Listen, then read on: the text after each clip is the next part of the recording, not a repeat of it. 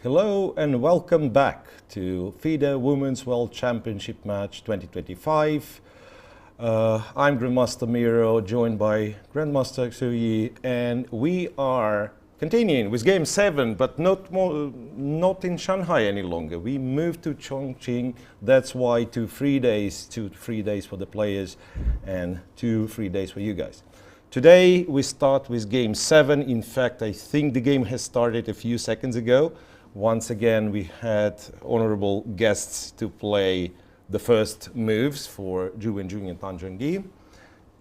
And the guest help the white pieces is Wu Hui, member of the standing committee of the Fuling District Commit and the director of the public department. And another is Xu Yuhua. She is also one of our Chinese world champion, women's world champion. She is the vice president of the Chinese Chess Association. Great. Well, a little reminder, or maybe for those who just joining us, it's game number 7 in a match of potentially 12 games. So 6 games were played in Shanghai. Wenjun leads by 2 points, 4 points to 2 after the 6 games. However, one could say that that was played in her hometown, so she had a bit of home advantage. Now we move to Chongqing, so let's see if this will be different. The game has started. It is once again e4 from Wenjun. It is a Sicilian, but not the Sicilian we used to see. That's something different. Well, so the difference is Tan Zhongyi played knight c6 instead of e6 in the second move.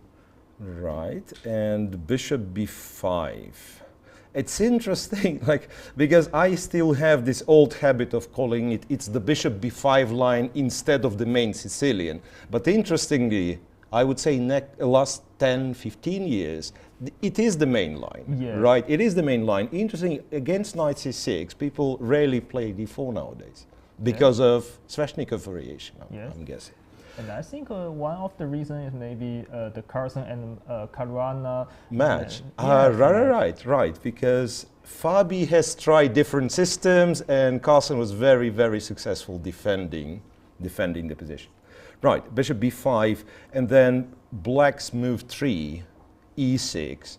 It goes in and out of fashion, right? If we were to talk about world championship matches, then Gelfand against Anand or Anand against Gelfand in 2012 there was, right? Gelfand was exclusively playing e6. Yes. Magnus, when faced bishop b5, was playing g6. Right, so now we are back to e6. e6 castles, knight g to e7, and then you have rook e1 as the move, you have c3, the old-fashioned line, and you have d2, d4, the move that is played by Wenjun in today's game. Right, so what do we know about d4? Yes, I think one of the most popular game about after d4, maybe we can find it on the internet, very popular, is c d4 here, knight d4, and queen b6, I think maybe is the move. And Geary Carlsen, you're talking about, right? Yes. Yeah. So queen to b6, let me see. I already seen this one. Yes, queen to b6. Let me see the game. Maybe we can bring it up as well. So yeah, queen to b6, bishop e3. Yes, and knight d4. Knight takes d4, looks like the white just blundered a piece, but no. White plays a4, defends the bishop, planning to win the knight back. And Carlsen played the knight b5. Carlsen played knight b5, which is, funny enough, has a double question mark, like a decisive mistake in this annotated game. But I'm not sure it was a decisive mistake. It actually was a very cool idea, and eventually he has won the game.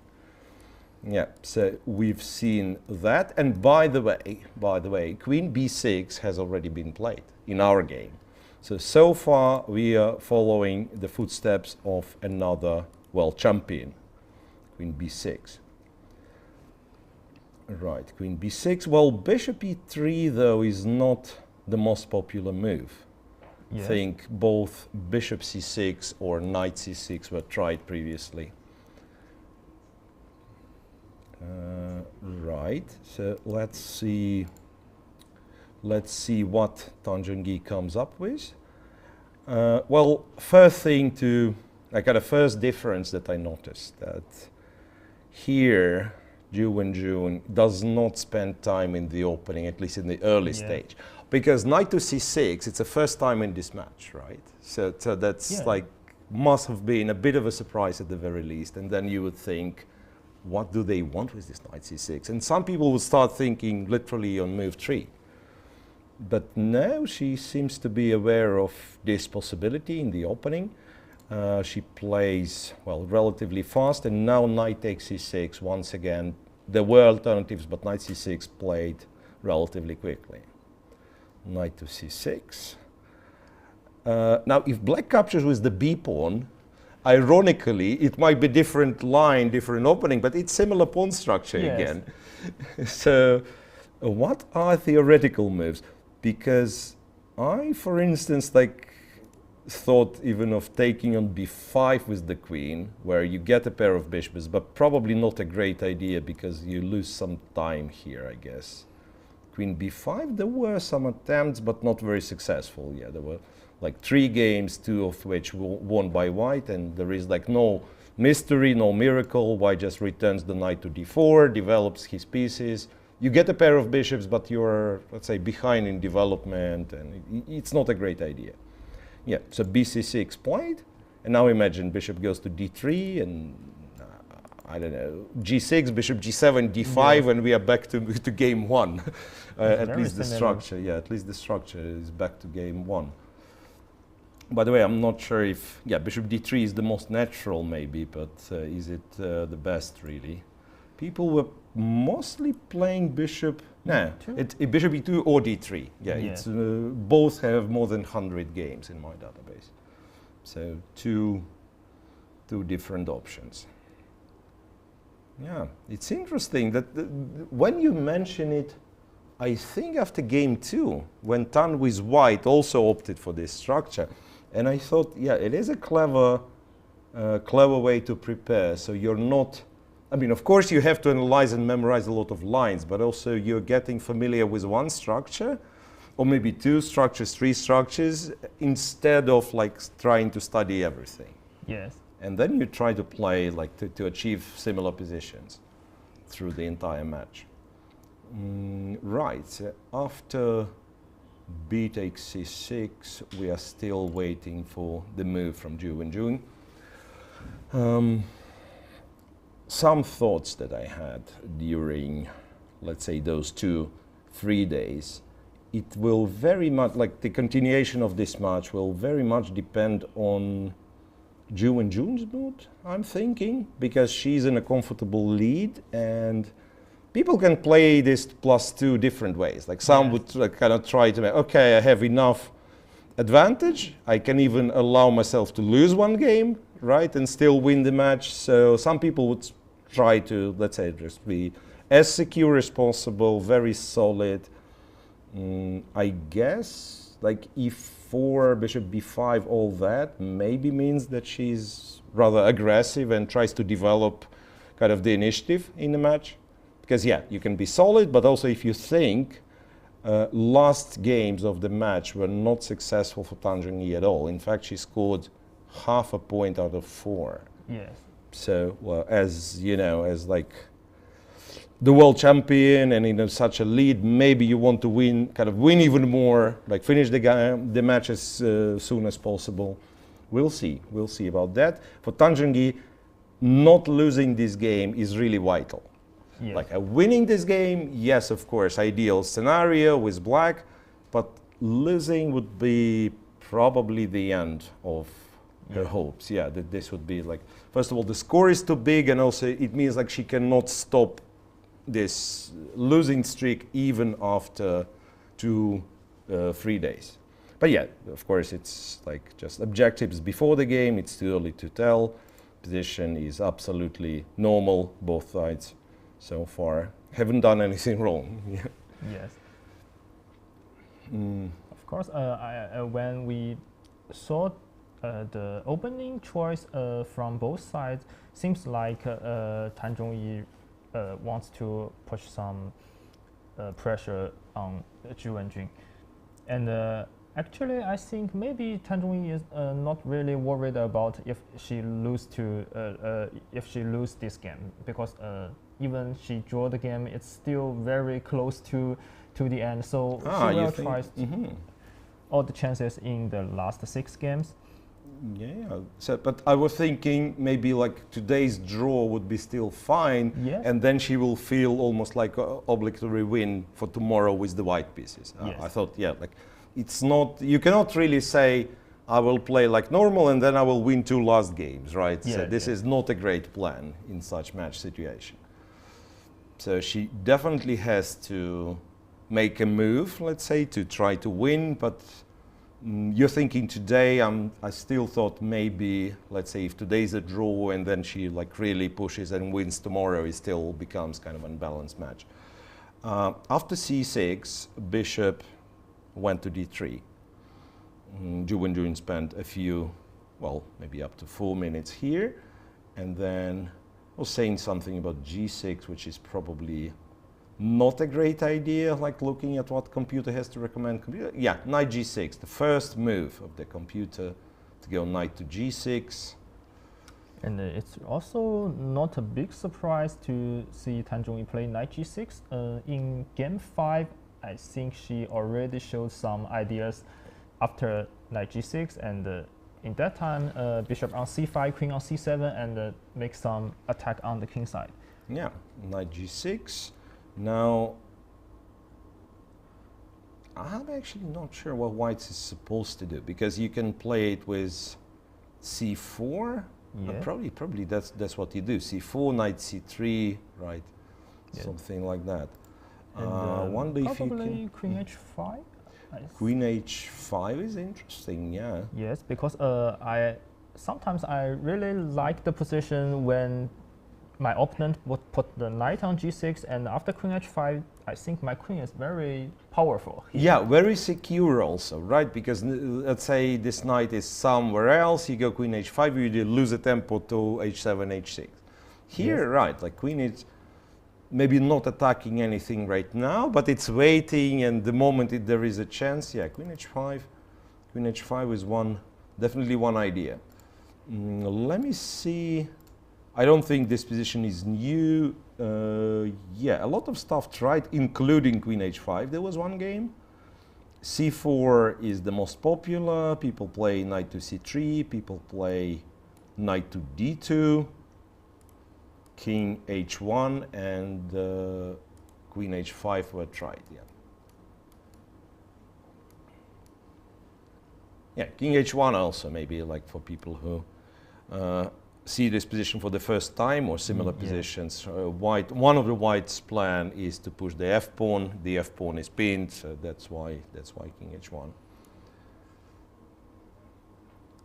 I do not see any recent games on high level here. Maybe I should mention, I'm looking for somebody who would be a specialist of this line with black. Okay, Pentala Hari Krishna played it once. And Boris Gelfand played it once against Fabiano Caruana, but that was 12 years ago. Okay, so knight g6 and the choice for Zhu Wenjun. Well, it's really interesting, these 2 free days. Who will benefit more from 2 free days, right? It's a tricky question, because if it was one day, I'm thinking maybe Zhu Wenjun kind of feels okay. Now with 2 days, she probably still feels okay, but it could be that you're losing what they call the momentum, right? Because sometimes if the tournament goes very well for you, and especially if you win like a few games in a row, you almost don't want the free day, because it goes well, and who knows what's going to happen after the free day. I'm really sure that Tan is very happy with 1 free day after 2 losses, right? But 2, again, she might have like lost a little bit of, maybe not. Maybe actually she's fine. I mean, it looks like she's concentrated, calm. I was thinking a lot about this game 6 when with white she went very aggressive, and maybe that was a little bit of emotions also. Maybe it was a little bit of emotions.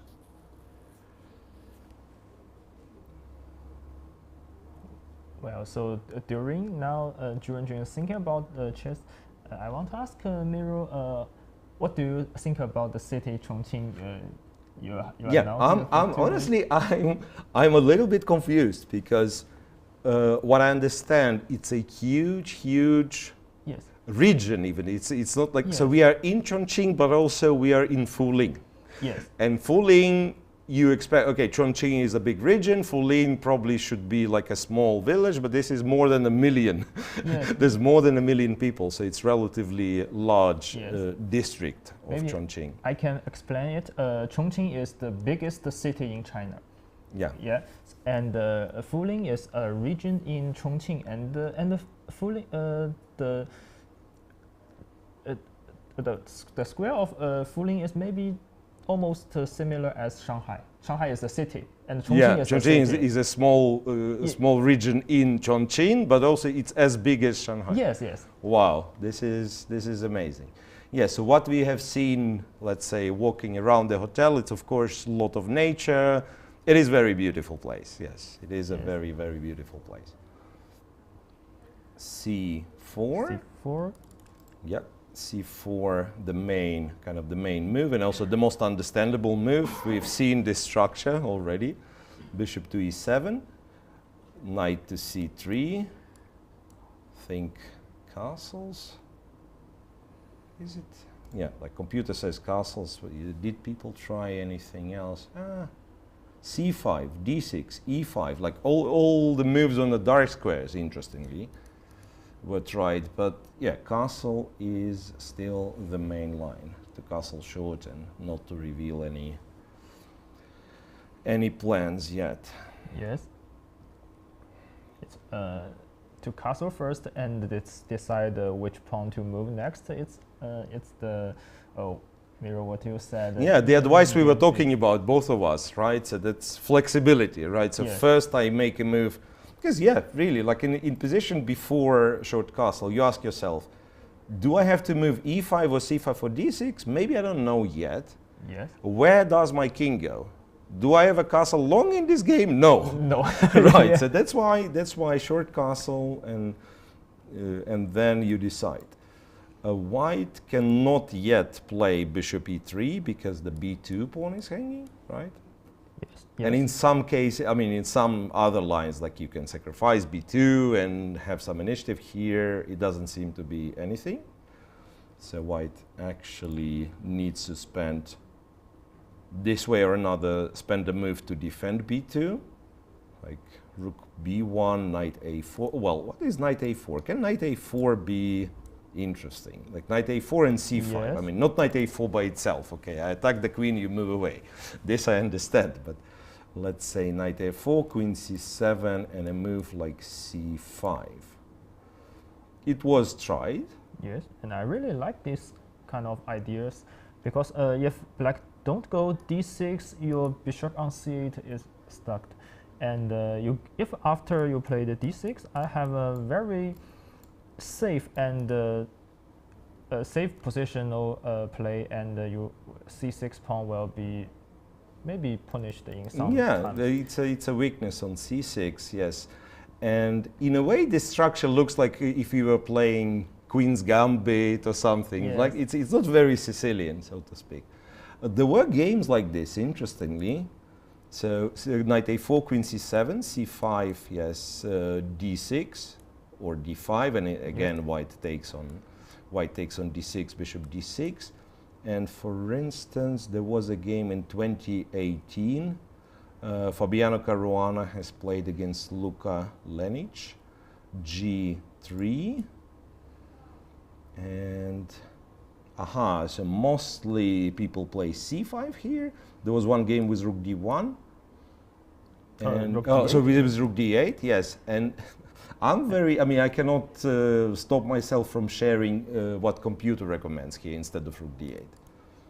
Actually, f7, f5, which is somewhat similar to one of the games Zhongyi played. Yeah, so f5, and computer says, like, you know what, pawn structure looks ugly, but you take, I take with the pawn, and I will play f4 next move. Actually, it's really powerful. Yeah, attack. it's like, it's suspicious from positional play, but it's, you play for initiative. Like you go f4, bishop h3, very, very straightforward. And if white goes f4, then we are back to one of the games, bishop b7, then c5, you know. But back then, in game, what was it? Game 4, I think, right? I think it was the game that, or maybe game 5. Ah, yeah, Zhongyi with black, yes, it was game 5. By that point, Wenjun already had like extra pawn. Yes. Here it's even material, but other than that, it's kind of similar. Bishop on b7, pawn on f5, knight on g6, right? Yes. So this one, computer actually likes for black. Well, says equal, so that means like white is not really better. Very sharp position, I want to say. Very sharp position. Yes. Yeah. And also maybe it's a funny thing is black has not played a6, so this time white cannot take on a6. Yeah, there was, yeah, it's a very good reference, right? Because it was a very, very unexpected move, almost shocked us in game 5, because we were not looking at this pawn at all, and Wenjun captured it and later on won the game. Yeah. Anyway, so this can happen if white plays knight to a4. And maybe knight to a4 is the most kind of straightforward, most principal way, because other moves like rook b1 or queen c2 or something. Okay, let me check. After rook b1, people play first queen c7, and after bishop e3, they play e5 or c5. So you're not getting this structural advantage, right? So you're not kind of not going c5, not stopping the d pawn from moving. Yes. Yeah, c5, bishop b7. It's a very unclear position. I imagine like white objectively maybe slightly better. Knight a4 on the board. Knight a4, the most straightforward, the most direct move. Knight to a4.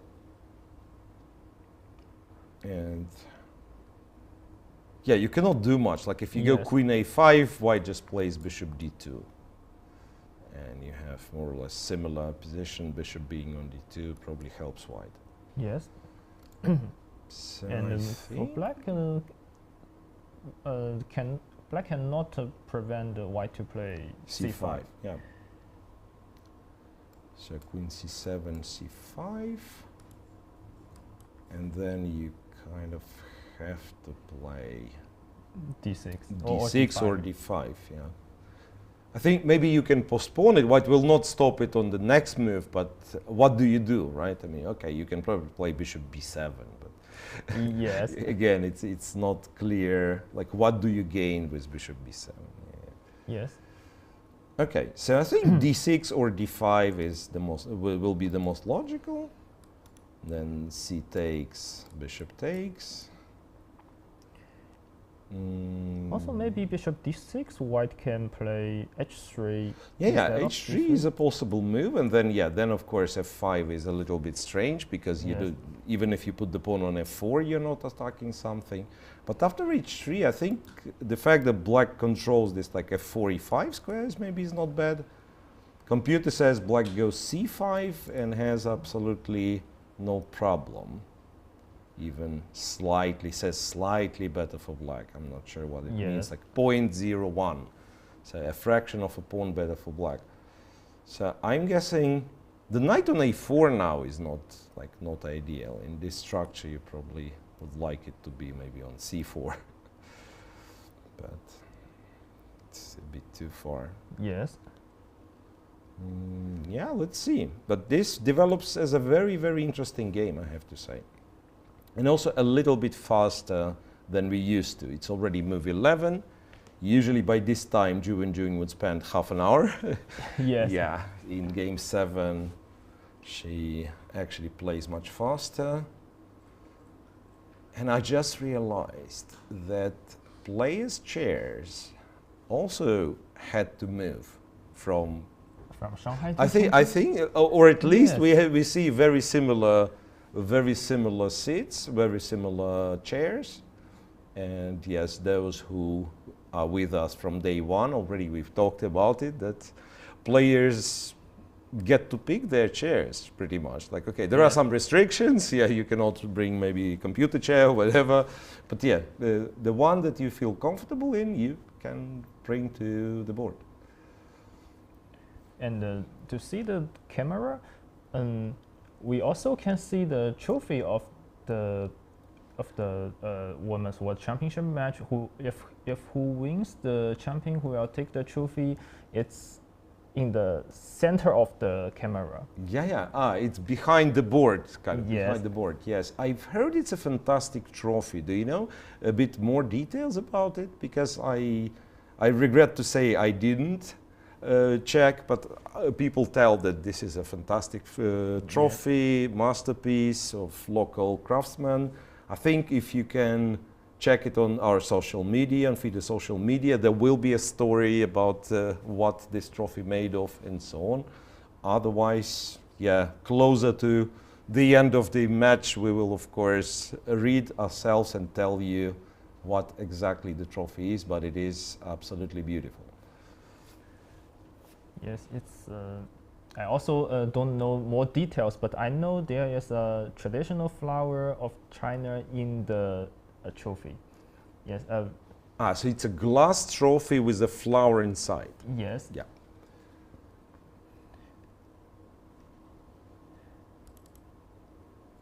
All right. For Wenjun, today she moves pieces more faster than in Shanghai, and also we see Zhongyi seems like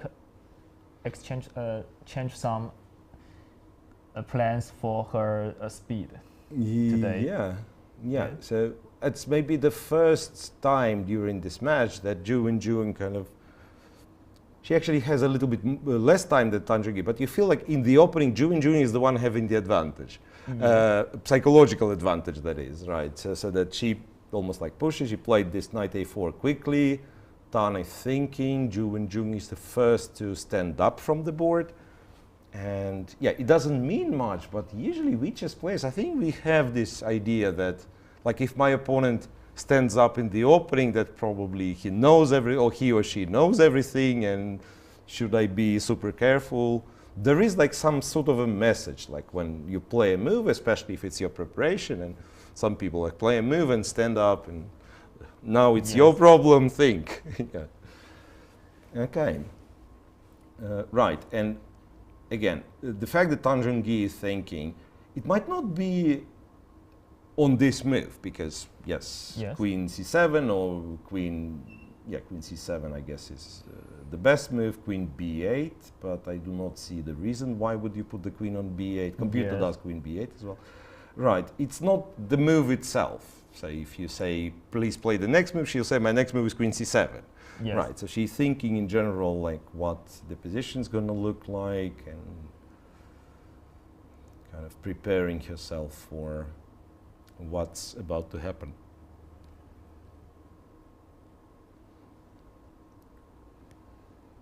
And I have to say that white goes c5 doesn't matter what black does. Queen b8, queen whatever. Yeah.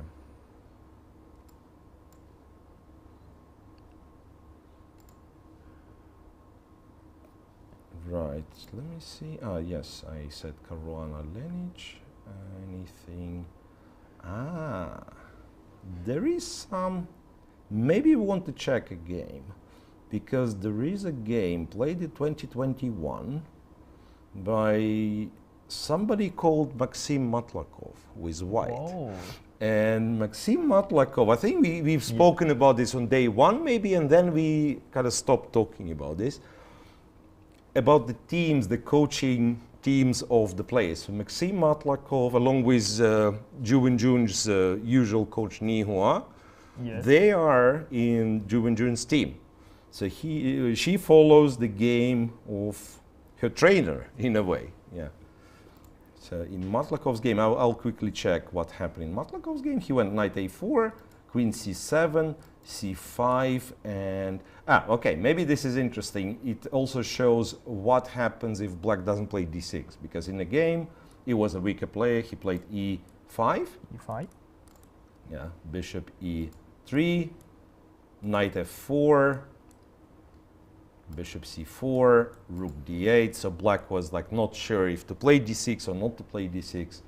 Queen to f3, knight e6, rook fd1, rook b8, b3, bishop f6, queen g3. So this d6 never happened, and that's why like the bishop on c8 never came to life. Knight f4, and then Matlakov went rook to d6. And this is, I think, a very, very good position for white. Very dominant. Yes, bishop e7, rook a d1. Just like that. Yeah. And white won a very nice game in, let's say, 10 more moves or something like that. So this is like, if you insist on not playing the d6 move, then at some point it will be too late. Yes. So this is a nice illustration what black has to avoid normally. So maybe this is one reason Wenjun seems very confident. Very confident, right? Yes. Right. Yeah, follow like this game. Yeah.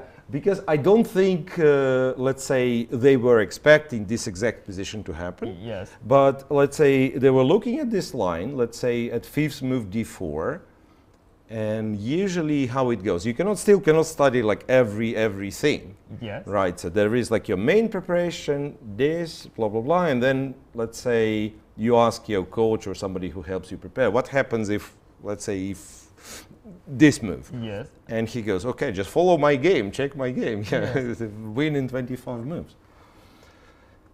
So in reality, of course, if black plays the first line we discussed, queen c7, which I think was played, right? Queen to c7 was played. And after c5, I mean, this f5 idea, this is super unclear. Right? Yes. And I can imagine if they are talking about if Tan played this game and Matlakov well said, well, you can see the game I played, and if black here goes d5, maybe our plan is going to be like something after.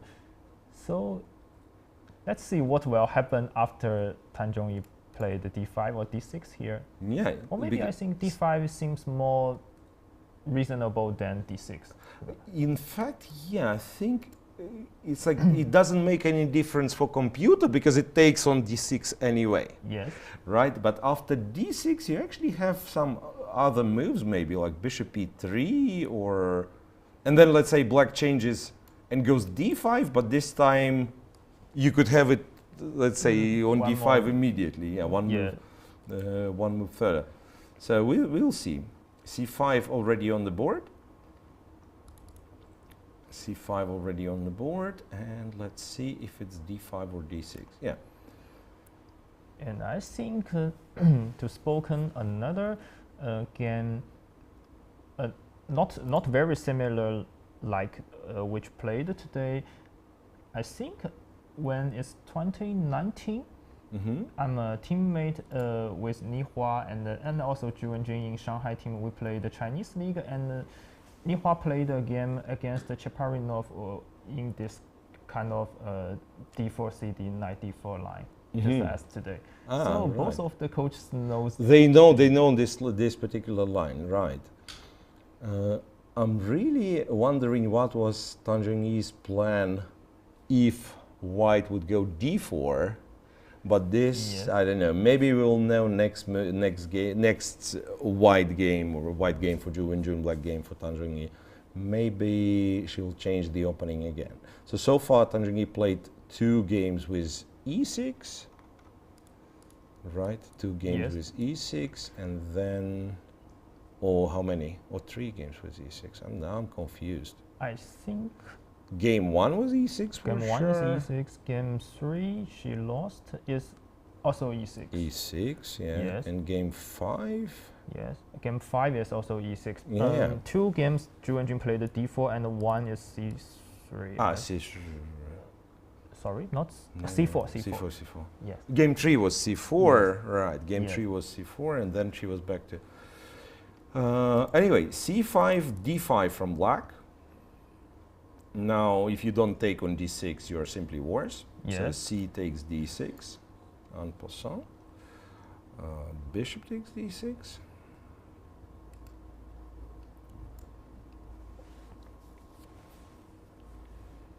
Well, actually, you can play Queen H5. I just remember you mentioned this move. Maybe Queen H5 is another option. Computer doesn't like it though. Maybe Queen on H5 is not bad, but there is no other piece to kind of Yes. join the attack. The knight yes. should be on G5, not on A4. Yeah. Yes. The It's knight too is- long ago. Yeah, the knight is too far away. Yeah, so bishop d6 already played. It looks like, yeah, the most principal move is g3.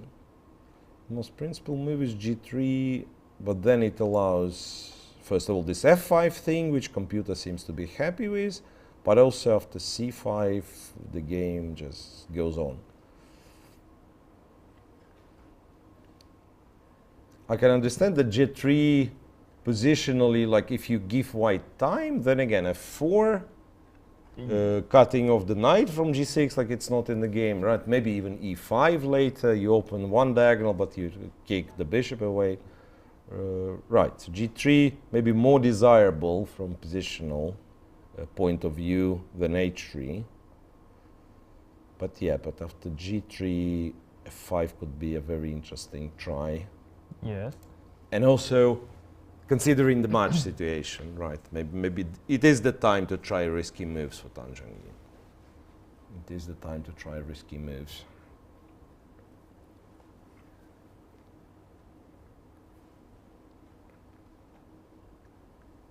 So And usually, when black goes knight g6, g3 is a very reasonable move to just defend the knight yeah, very well. to stop the knight from coming to like f4, h4. Yeah, this is one of a pawn 2 squares away from the knight. Like this is classic even in Rui Lopez or in Italian. Yes. Yeah, why white is trying to prove he's better in Gioco Piano Italian? Because the knight on c6 is bad, right? Yes. Is the only reason. All the rest is similar.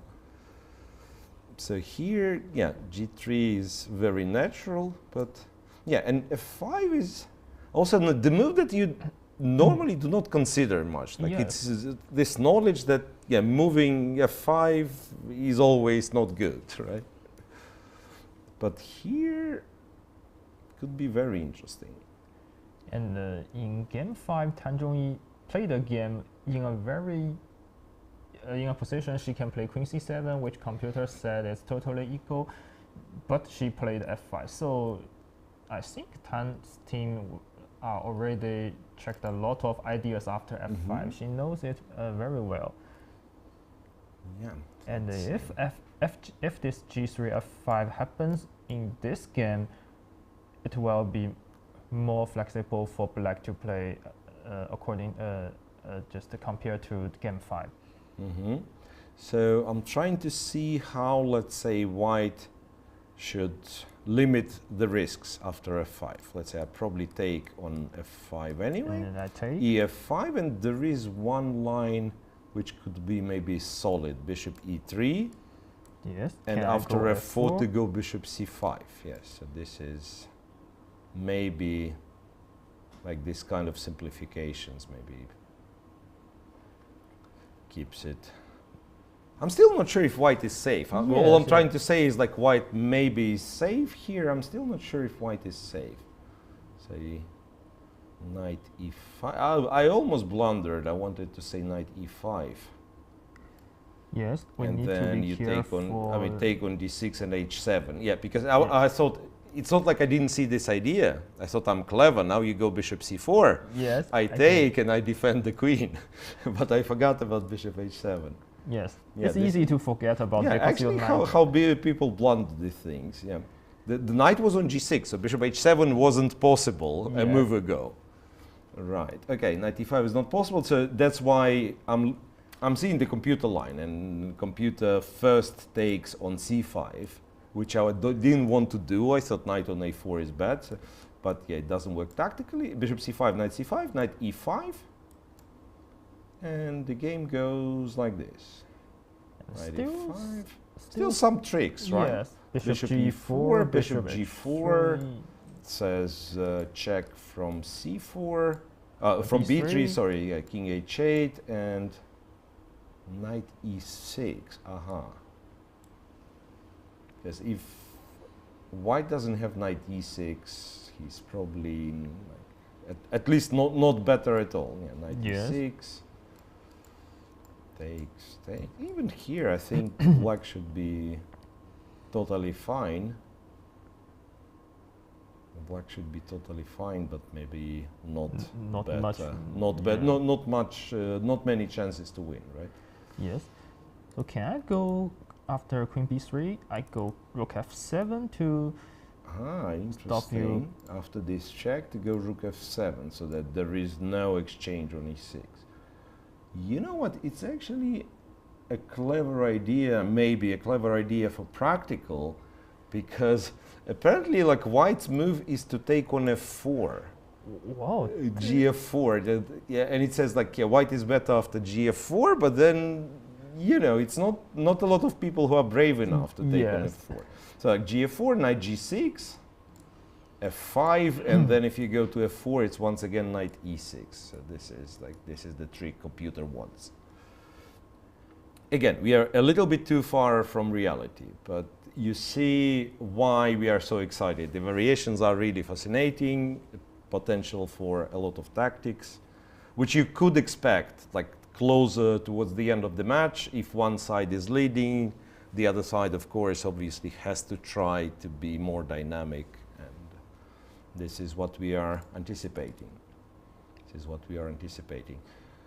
So now, Wenjun is thinking again. Well, theoretically, I just realized that, well, you can play king h1 as well, right, in the position on the board. But then,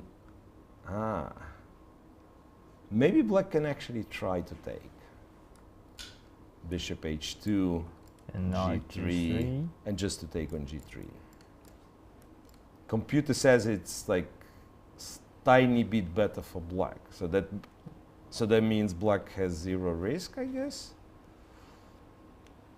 And I think this kind of sacrifice is what Zhongyi wants to play in the game.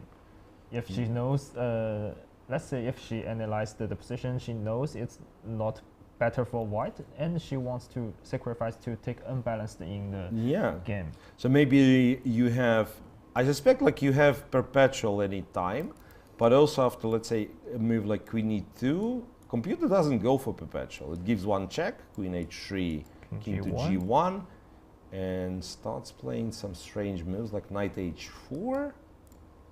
Rook, if you go e5, it's from absolutely different angle. Goes rook b8, and once rook b4 maybe. So there are tricks, definitely. Like, I mean, this position is not easy to play for white, and it seems that black always has, like, the moment black thinks that it's dangerous, there is always this queen g3, queen h3 perpetual check. Now, for instance, like, I'm not looking at computer, looking at the board, I'm thinking bishop f4 is like, well, one move that I would like to play, and then rook b4, and then rook f4, knight c3 or b3, rook f4, and black wins, I guess. Yeah, wins material, probably wins the game. So it's not impossible that we will see some really, really sharp position. But first, Wenjun has to decide what she's doing. Queen to h5. So she doesn't want to move any of the pawns, which is understandable. Queen to h5. But now, well, according to machine, I mean, first of all, you can go knight f4. You're forcing a pair of bishops for black, right? Bishop f4. Maybe black is not really better here, but very safe. Very safe and still not a dead draw, so you can still play it for a win.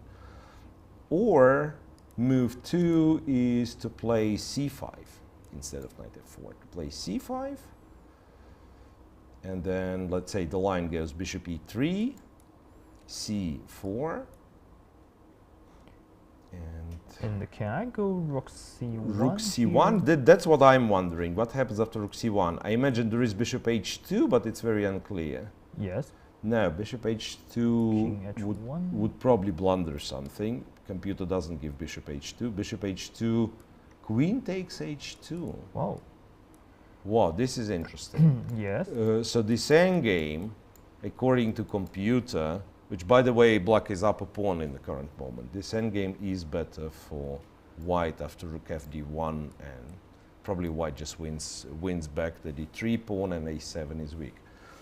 So if we return for a second to rook a to c1, bishop a6 is what computer likes. Bishop a6, and I guess black, well, according to machine, black is better. Black is better. Let me try to understand the reason. Let's say I go bishop e2 simply. Knight f4. And it likes black's position a lot. Knight f4, bishop takes already gives plus -1. -1. So if like black was a pawn up. So it's not so hard for white to try to play, especially like when you at some point think, I will only play like safe moves, and so I will be accurate. It's very easy to get in trouble positionally here. Actually, even this position, if you don't told me this is a black -1 for the for black's favor, I still think it's close to equal. Actually. Yeah. So again, maybe I'm stopping it in the wrong moment, because it could be like -1 because black has blah blah blah tactical operation, right? So I'm thinking maybe rook c2. This is the moment that you go, like say g6, and then push the queen to h3, whatever. Then rook b8, queen e5. I don't know, queen e5 or rook b8. Yeah. Very. So you have to be very dynamic with black. Yes. Right? Have to be very dynamic, but I think it's easy for white to feel I'm still good in this position, and this is not very. I mean, this may be some chance for Tan Zhongyi, because So you think you are safe for a little bit too long, right? And when you realize you're in trouble, you're in real trouble. Yes. Right. And last thing about this position, I'm thinking, why, like, because the structure, like these 2 pawns for black, C and A pawn on the queen side, it is like we have it from, again, a lot of closed openings from d4 stuff. But then usually white's pawn will be on e3 instead of e4. And maybe because of that, like I control, the king is safer, I control some central squares, maybe the pawn on e4, it can actually get in trouble itself after queen e5. And also, I just thought, okay, if black gets bishop on d4, pushes the pawn to e5, maybe like bishop e4, bishop. This could be not very good. Yes. Right. So after queen h5, computer actually starts saying that black is. It's already black to be preferred. So if saying black plays c5 and black is to be picked if you're asked which side you want to play for. So it is a very dynamic position, right? If you give white 2 moves, bishop e3, rook c1, and we start saying, no, look, but white is like clearly better, right? There's a weak pawn, there is a square on c5. But yeah, because of initiative, c5, and actually quick c4, this is where, wait, can we look at it this way? So black plays c5 and white goes b3. Try to keep it like very stable. Yes, and it is always a move to think of, right? To consider. B3, Actually, that's maybe the most normal move in this position. Yes. Yeah, actually, I don't want you to play c4. And now there is, it's actually not clear. I see the first move that computer recommends, but it's like, it is very computer move. Bishop d7. And now if, let's say, knight, where do we go after bishop? b2 or c3? Because knight c3 apparently loses. Knight b2 is the best move, after which black goes bishop e5. But knight c3 would also be, I would be thinking, okay, maybe I go knight c3. And then bishop e5, and it turns out it's impossible to defend in a nice way. Because knight f4. Yes. Because knight f4. And if you go bishop d2, I will like Bishop put things on d5. Bishop d2, bishop c6, and it's somehow lost because next move rook d1 and too many things hanging. h2 is hanging also, like you cannot return the queen. So this is, and white didn't like blunder a piece or something. Like, he was playing reasonable moves. They were not good moves, but this is like each individual move you can consider, right? It's not like I'm losing because I played something so stupid. Yes. Yeah, it's just the position is such, it's not that easy. And I think this position, if we take a vote here, which side you prefer, I think the vote will be like maybe 80% fans will said I would prefer white and 20 said prefer black. But actually we see a lot of lines after c5. Seems like black is going to be black is better, but it's remember our discussion about, or our conversations about, like, intuition sometimes prevents us from understanding what is the position on the board. Because I don't know if you agree with me, but I think both of us, we see the queen side mostly, right? And from all the experience you have, like b pawn and bc6, when it's played bc6, this pawn is weak, and like you don't really look at details. You look, okay, the pawns are like this, white should be better. I mean, that's the first thing that I would think, right? If I have, I don't know, play a classical game, maybe have half an hour think, maybe understand, wait, it's not so simple. But if it's like some blitz game, some rapid game, I would go for this position with white. I would say, okay, I'm better because he has bad pawn structure. It's interesting how we humans think in such instances. Okay, so Zhongyi is still thinking. c5, by the way, is not the only move, as we mentioned. Knight f4 was an alternative also. Yes, but if you don't go knight f4 or c5, maybe black will be in trouble after bishop e3. Bishop e3, knight c5, and so on. So c5 is an important square for both colors to control it. So that's one of the crucial squares, right, in front of the isolated pawn. Yes, and Miro, I really like your explanation of white's pawn on e3 or e4. This difference. It makes a lot of difference, right? It makes a lot of difference. So even here, like, we imagine the pawn is on e3.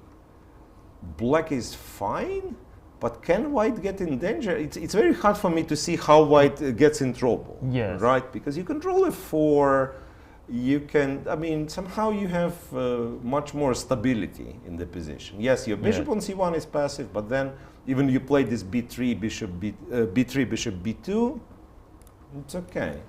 It's okay. Yeah, like with the pawn on e4 already, there are like diagonals open, squares for black pieces. It is a little bit tricky. All right, so game 7 of FIDE World Championship match in Chongqing reached this stage when it's move 14. It is, well, theoretically still the opening, but none of the players seems to be in opening preparation, both on 1 hour 10 minutes.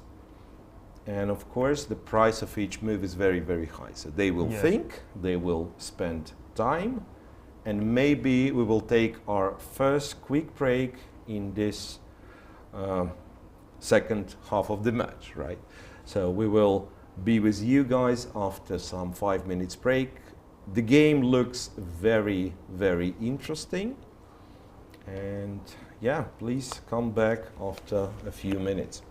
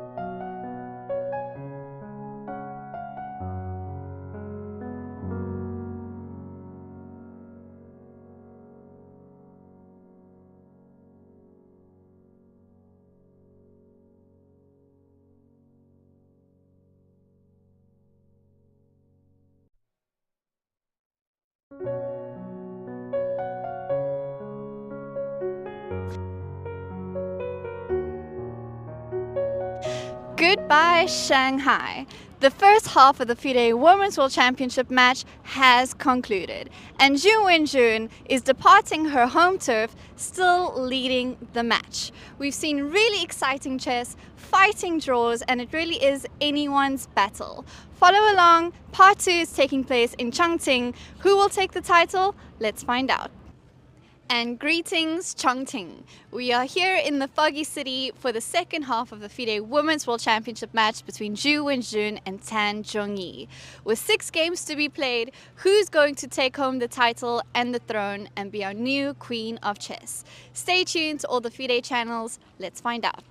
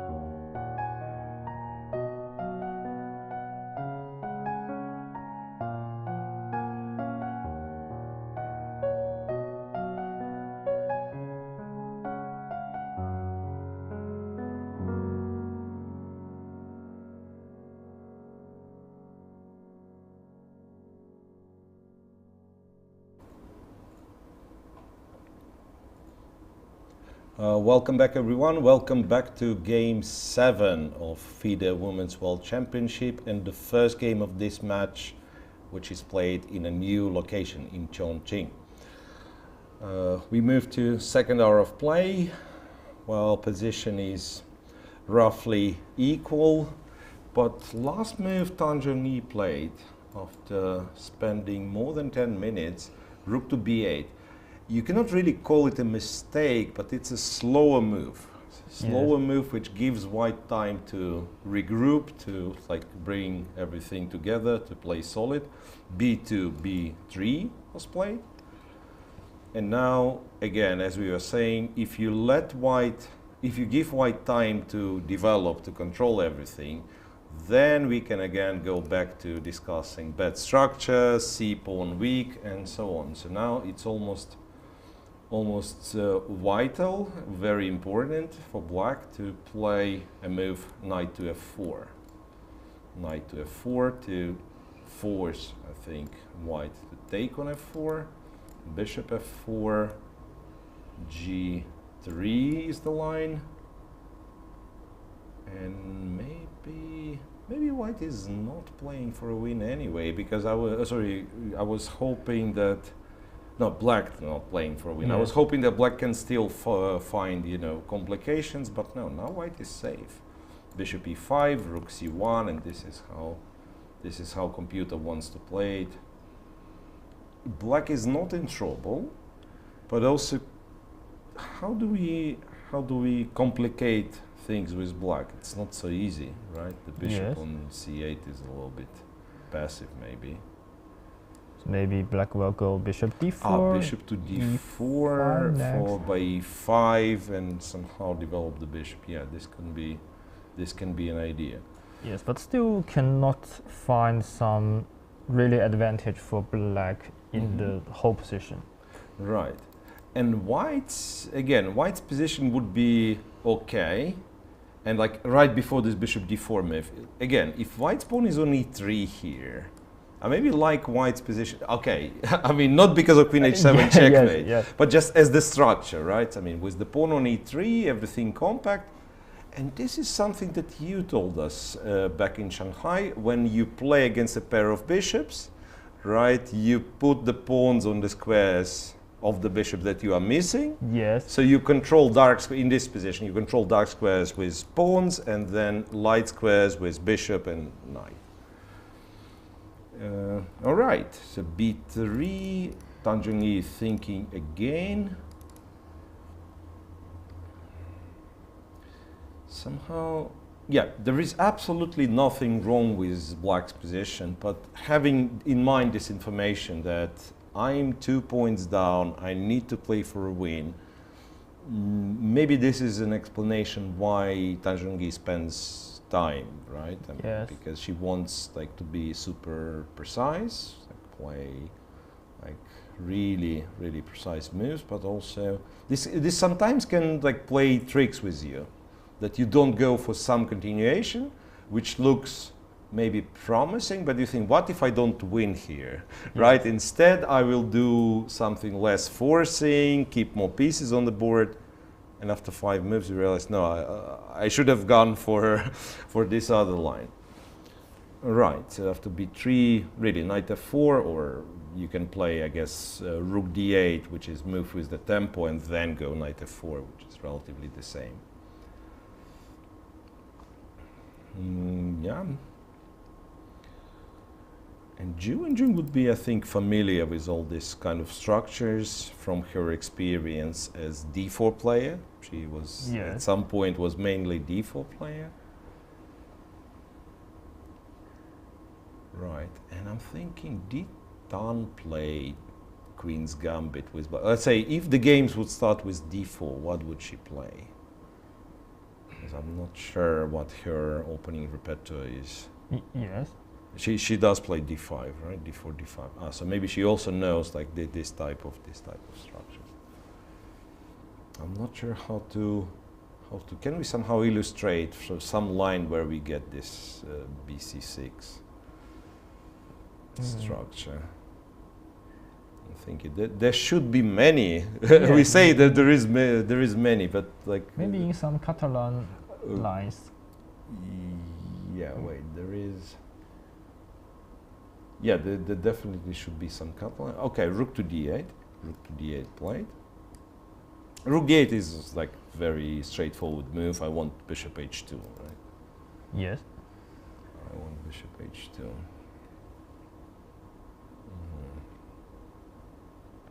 What's interesting, one of the moves computer plays, I'm not sure if it's a good move, but it's a tricky move.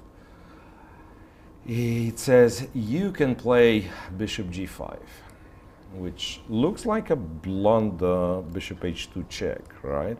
Yes. But in fact, after bishop h2, queen h2, queen takes, king takes, rook d3, yes, black is up a pawn, but below, kind of behind in development, white has everything under control. In fact, rook d1, any rook on d1, and white is better, even pawn down. Yes. Simply because, and now let's say rook takes, just to show, rook takes, and a position like this is exactly what we were thinking when we were saying weak pawns, right? Knight on c5, Yes. good, bishop on c8 bad. This is, you see this pawn and you immediately think of position like that. And you say, okay, white is better because, because something like this will happen. Right, so in fact, after bishop g5, black has to be careful. There is something I don't, no. Knight f4 is possible, right? Or knight f4, yeah. Yeah, it's not Bishop possible. d8, Yes. queen d8, and then if you go to d3, f3, knight d3. Ah, yes. So it's Yeah. it's possible. Yeah. It is possible. Knight d3, and You cannot take. well, you can, and this is the best line. Oh. Queen takes d3. That's a Oh, brilliant line. I just This realized. is really brilliant. Bishop yes. h2, king h2, queen take d3, rook d1. And then I guess if you take on d1, it's again more pleasant for white. Black goes queen Yes. d7. And I Rook have to d7, take. bishop take. d7, and yeah, knight c5, bishop e8. King gets to e7. Says position is equal. Yes. Black is a pawn up. White has fantastic compensation in the form of a knight on c5. So that's one funny line. This is really. Yeah, if you see all this Interesting, yeah. tactic, I think you go for bishop g5 with white. Yes. Because in both, like bishop h2, you are simply better. In this knight f4 tricky line, I think you're happy with this kind of position. It doesn't look Yeah. like white can be worse. But yeah, rook d1, of course, is much more natural, and this is the move that was played. So bishop was indirectly attacked by rook d8 and is defended by rook e1. Now maybe, okay, not the last chance to play knight f4, but really a time to play knight f4 for black.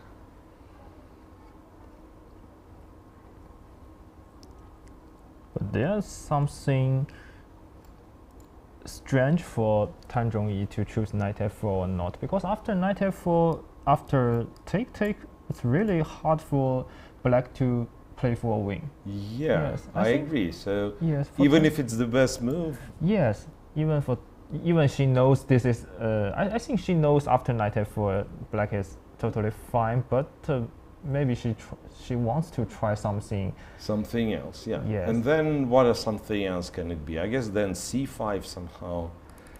Yeah, but now I think. Now it's a little bit too slow, right? And also Yes. with c5, think c5. Let's pretend you play c5, bishop b7. Bishop is not doing much unless you go f5, in fact, right? And for yes, f5, you would have better like other rook on f8, rook from a8 on d8. Then maybe you go f5, you create weaknesses, but also you create mess on the board. Now f5 is not realistic. Like anytime you go f5, you just lose a pawn for nothing. Yeah, so it's a tricky position to be for Tan Zhongyi. not like the position on the board, but position in the match and in this game psychologically, right? So you know you can be absolutely fine after knight f4, and you know you have to try to win pretty much every game, starting from game 7, sorry. So absolutely understandable why she spends time here. Yes. Anything? This is I think this is the first game we saw in the very early middle game. Wenjun takes the lead in time. Yeah, it's not a big lead. It's like 2-3 minutes, but usually by this point she will be half an hour down on the clock, yes. right? We've seen many times in Shanghai, like Wenjun has 40 minutes, Zhongyi still has more than an hour. Right, so this time they are moving in parallel, and even Wenjun has slightly more time on the clock. Rook d1. I'm thinking, what else can I do? Because computer is not very helpful. It tries to play the correct moves. So it says h6, but next move, please go knight f4. Or this move, and then next move, please go knight f4. So if I'm looking for original idea, computer is actually not very helpful. And it is tricky, really. Rook b4, I'm not sure what it does.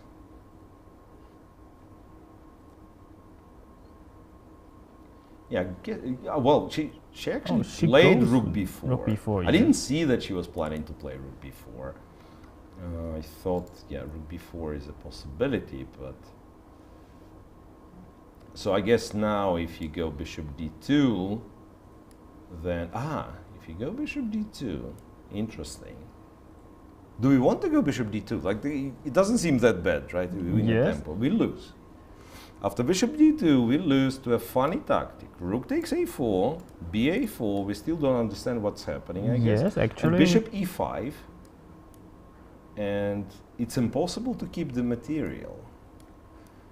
When you move away the bishop from d3, then bishop a1 and the other bishop is hanging. Yes. And if queen e2, just the bishop a1, rook a1, and queen to d7. Yes. Or d6. Yeah, so 2 bishops on the d file, one of them will be lost. Yes. So there is still trick in the position. And actually, I think bishop d2, rook a4 may be one of the only moves, because you go back the rook, or you go rook d4. White has bishop a5 to take another. Yeah. So bishop d2 is almost like winning, if not losing. Yes. Right. Okay, you can go knight f4 again, the same thing, but yes, but this is like, you are probably not unhappy. Knight f4, white takes, goes bishop c4, and then the rook on b4 is not doing much. Yes. All right. So in fact, if you blunder this tactical idea of rook a4, you may end up playing bishop d2. Yes. You could think, okay, my opponent just like blundered this idea, bishop d2, and I'll take her one of her rook. Exchange. Yeah. So Zhongyi made a trick here. Really a tricky move. Yes. Yes. Right. So how about, okay, bishop d2 is the bad move. What about good moves for white? There is a move bishop g5, after which I see computer doesn't play f6 but goes rook f8. What if f6? Because this is like this would be my first reaction. Then somehow bishop e3 and f6 is, because white can play bishop e3 immediately, but this position computer thinks is like much better for white. The other one, bishop e3 immediately, not really better. I guess because now if you go knight f4, bishop f4, bishop f4, white goes bishop c4, and e6 is actually weak. Yeah. Yes. I guess. So it's the same thing, right? White has pawn on e4, weakens diagonal, black has pawn on f6, which probably weakens diagonal even more. Yeah, after rook b4 there is still like tricks for both sides. It's a good move then. Yes. I agree. And also in some cases, look, rook d4, maybe. Yes, Who knows? Maybe some rook d4 will happen. Yeah, like for instance, there is this line, g3. White plays g3, stops knight f4. Yes. Then black goes bishop e5. And rook, if I go b1, rook b1, rook d4, and already some queen e2 is needed. bishop a6 or something. Queen e2, bishop a6. I guess knight c5 is still possible. Yeah. Still, But it's not easy at all. Like it's easy for computers, as it's equal. Blah, blah, blah. Rook takes d3. after knight c5. Yeah. Rook takes d3. Now you have Knight to take with the rook. If you take with the knight, some queen d6 wins. Yeah. I think so. Yes. So you take with the rook, and then if black takes with the rook again, you can take on a6. This is the trick. But even after knight a6, still after queen d6. Still like the game. Yes, yes, still the game. Okay, maybe aggressive, queen d6, bishop a3 though. Maybe there are like, maybe because of yes. some silly tricks we are. Rook d2. I don't know. I mean, this is really tricky. Queen d6, bishop a3. Rook d2 No, bishop a3 was very bad. Tactical exercise. Bishop a3 Yes. is very bad because of c5. And now if you take with the bishop, queen a6 defends the rook. Yes. If you take with the knight, I guess some rook d2 happens and so on. Position is full of tactics, in fact. Position is full of tactics, and that's why our players spend time, and that's why we are excited to see it, because I think there have been a couple of games where main things would start to happen only after like move 40, before that like slow positional maneuvering. Here, anytime it can actually become wild, this game. Anytime it can become wild. So let's see what Wenjun does now. And yeah, by the way, I mentioned like bishop c4 in some line. Maybe we should say that here bishop c4, bishop h2, just bad. Yes. Yeah, black wins the pawn for absolutely nothing. Yeah, good trick, this rook b4 move.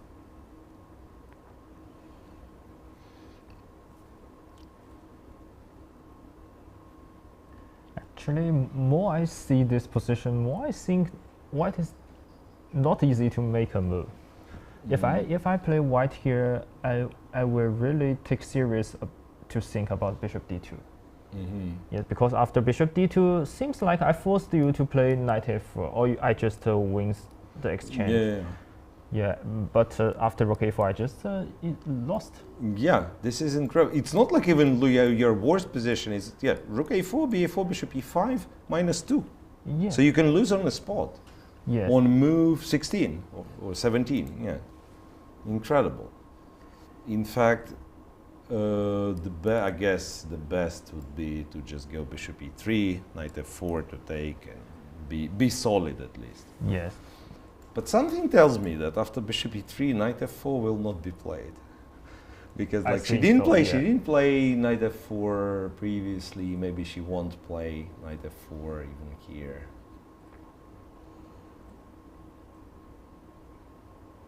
Really, really interesting game today. Yes.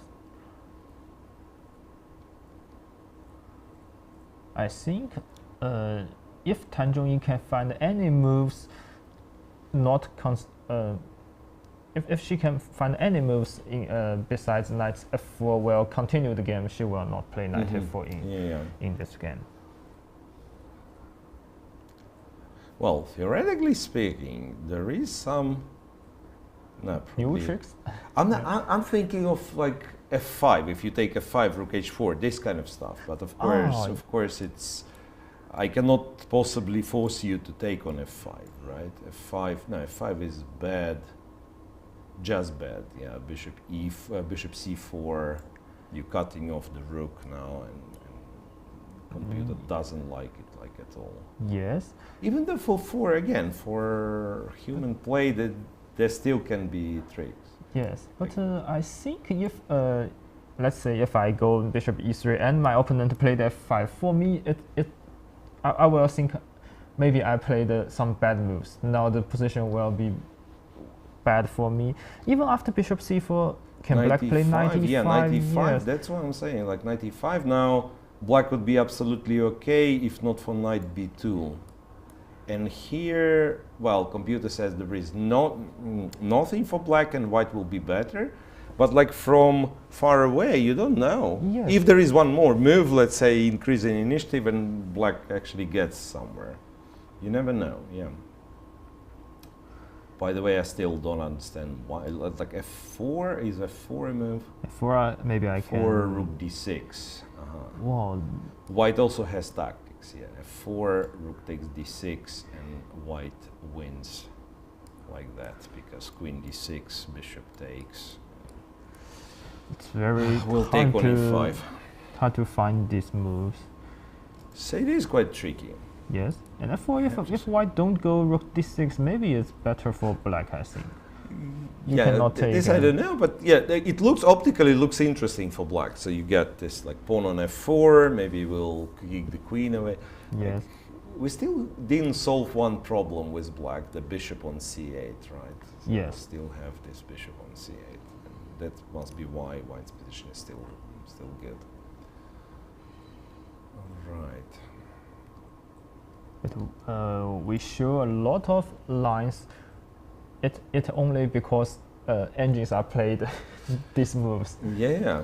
So yes. It's not like it's easy to find or something. Yeah. It's definitely not obvious. It's definitely not obvious. Another try to play human move, which is not recommended by engine. I thought, okay, maybe bishop a3, but it's just bad. Yes, it gives black knight f4 Knight in the f4, future. rook d4. All of a sudden, like everybody is going through the center. White also, I just understood that white also has his problematic piece. Black's problematic piece is the bishop on c8. White's is knight on a4. Yes. Like when it is on c4 or on c5 safely, then you can say, okay, it's a good knight. But on a4, especially if something opens on the king side, and a knight is too far. Right. Yes. So that's why computer always suggests to play knight b2. Knight b2 to c4. Yes, but which in the game, you will not easily to take this decision. Because maybe you want it on c5, not on b2. Right? Yes. Right. And we are back to the situation that we used to see. Yeah. Yes. Wenjun has less time and thinking in front of an empty chair. Yes. Zhongyi is walking around. By the way, this time I did not check the playing room. In Shanghai, us commentators, our commentary booth, it was like very next to playing hall, which was like fantastic. Here I like the picture, and we have to say perhaps like thanks to whoever is the host here in Chongqing. It's a fantastic hotel. Everything is very well organized, so I suspect playing hall should be very good as well. Yes. Right. Yeah, but as you can see, yes, Zhongyi is walking somewhere. You cannot see her, but yes. You can see an empty chair. Maybe very similar within Shanghai, but we cannot see in the picture. So same, I think, same setup that each player has her own designated rest area where you have the screen with current position and some refreshments. Right. Okay, from practical point, I really like this rook b4. Yes. I don't care if it's like the best or not the best move. It really makes white's life problematic. Like you have to make decisions. You have to make decisions. You have to look for best moves and so on.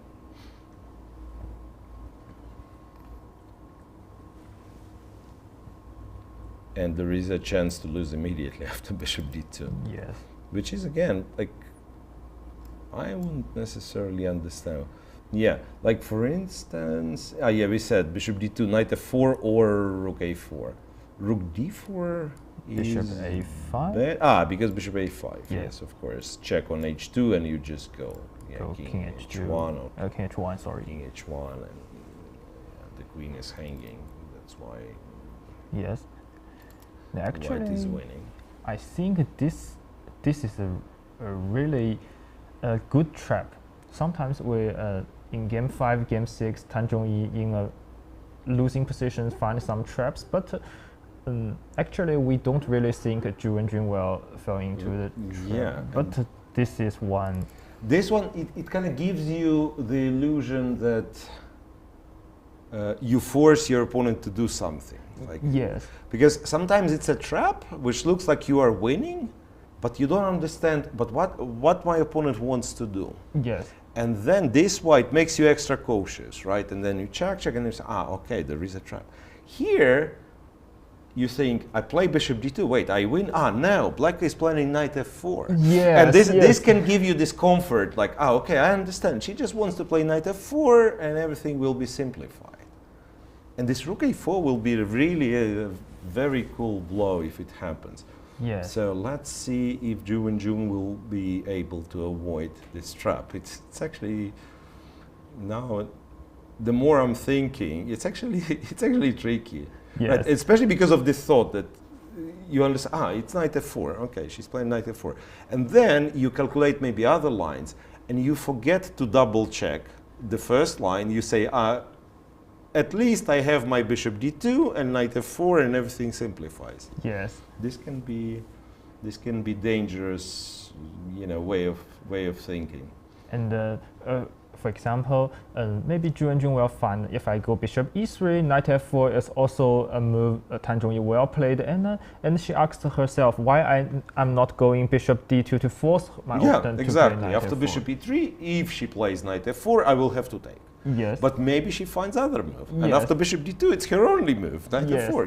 Yeah, I can easily understand how you come to this conclusion that maybe bishop d2 is a great move, which in fact, as we already know, the move that more or less loses the game.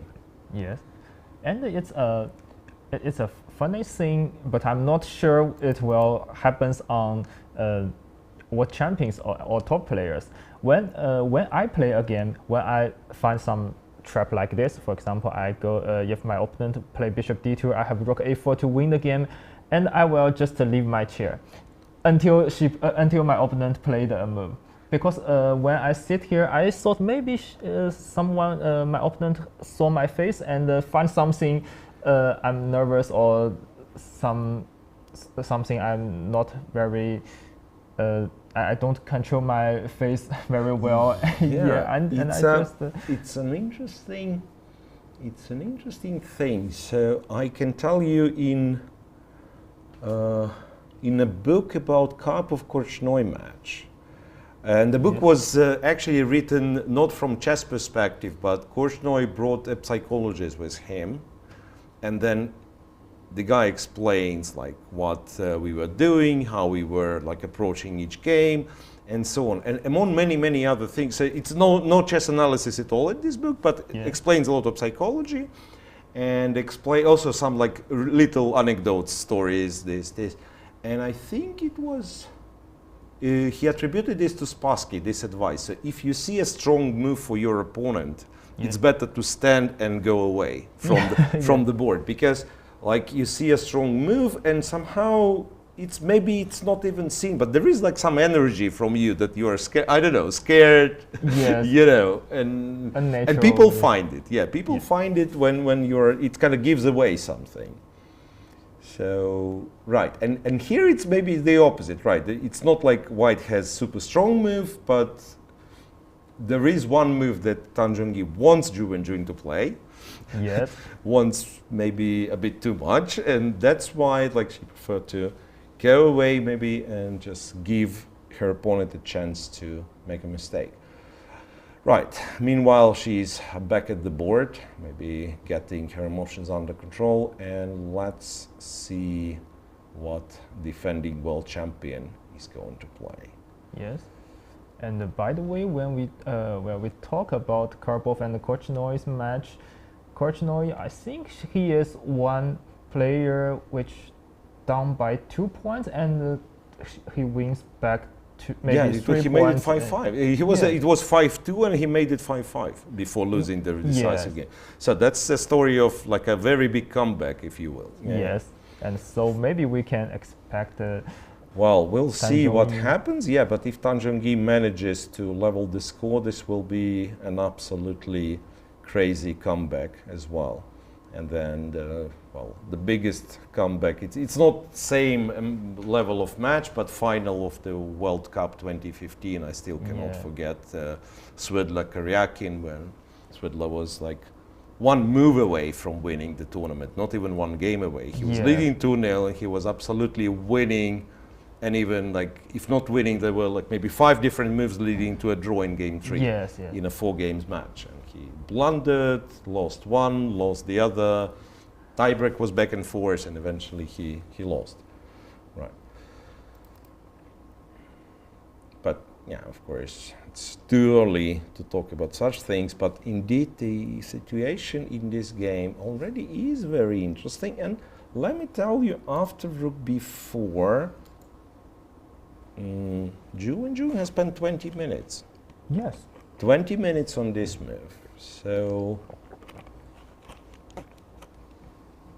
and this, honestly, rook a4 tactic, you don't need 20 minutes to see rook a4. That's what I'm thinking. Like, you either see it or not, right? It may just go under the radar, and exactly this logic that we were discussing. You consider bishop d2.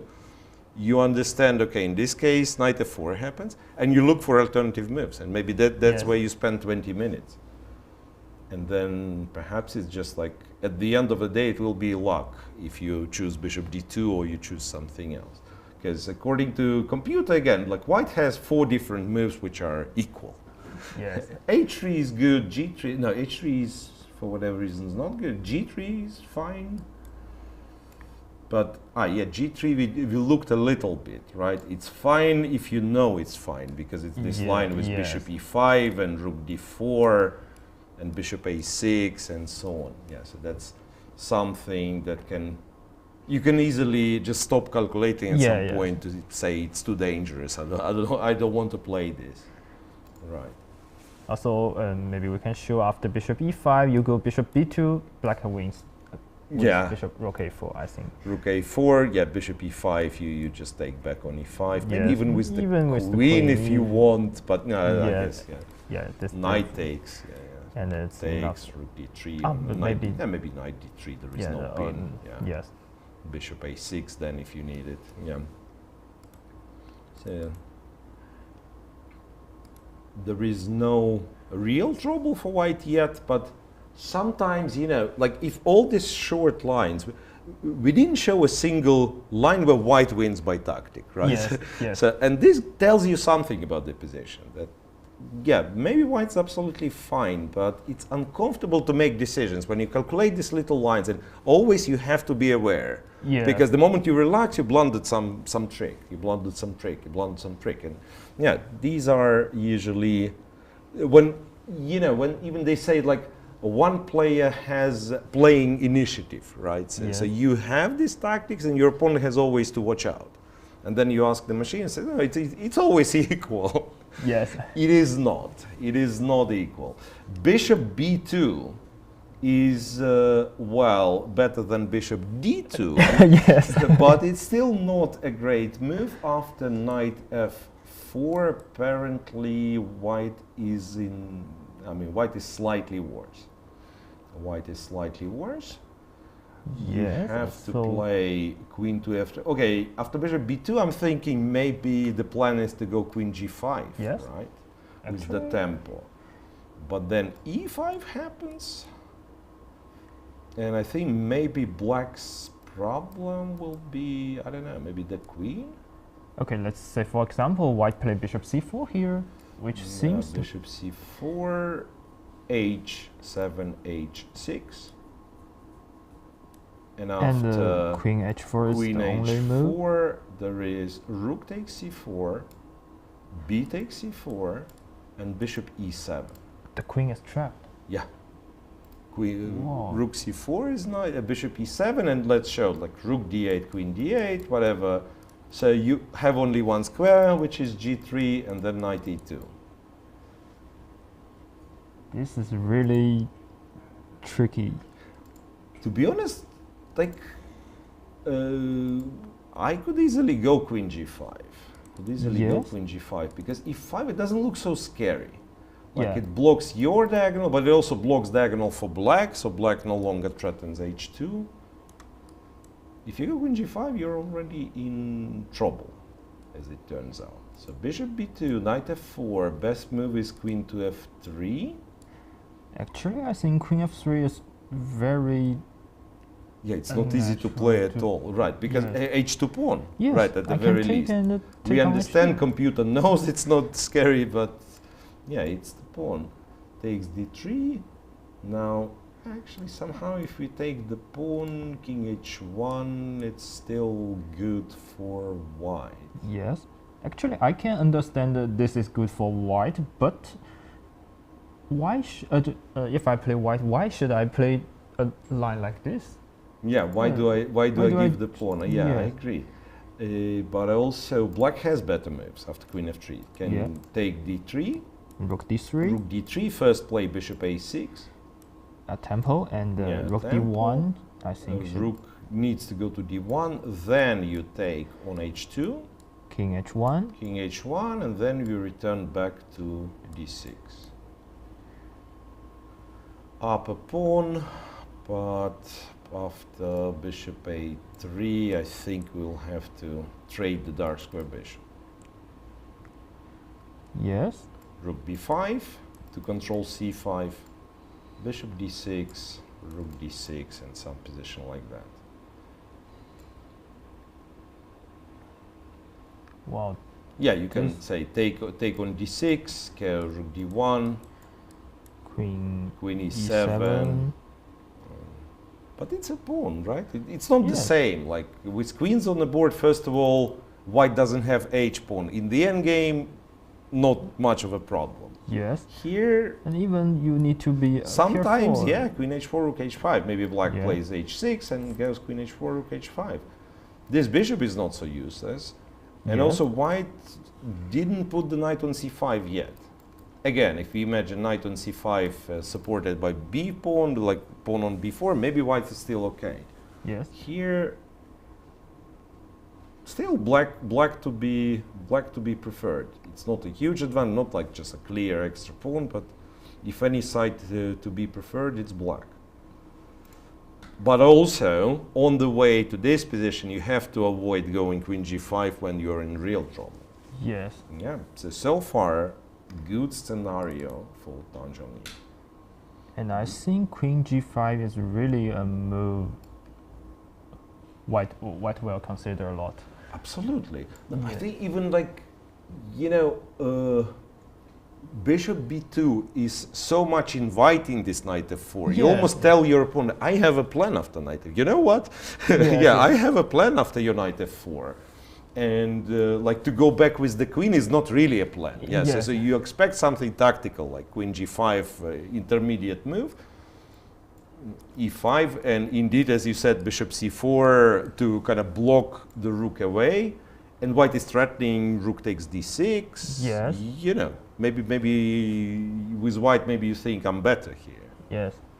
Or even bishop e5 is a threat here, Bishop yeah. e5 is a threat, right? Lot of threats.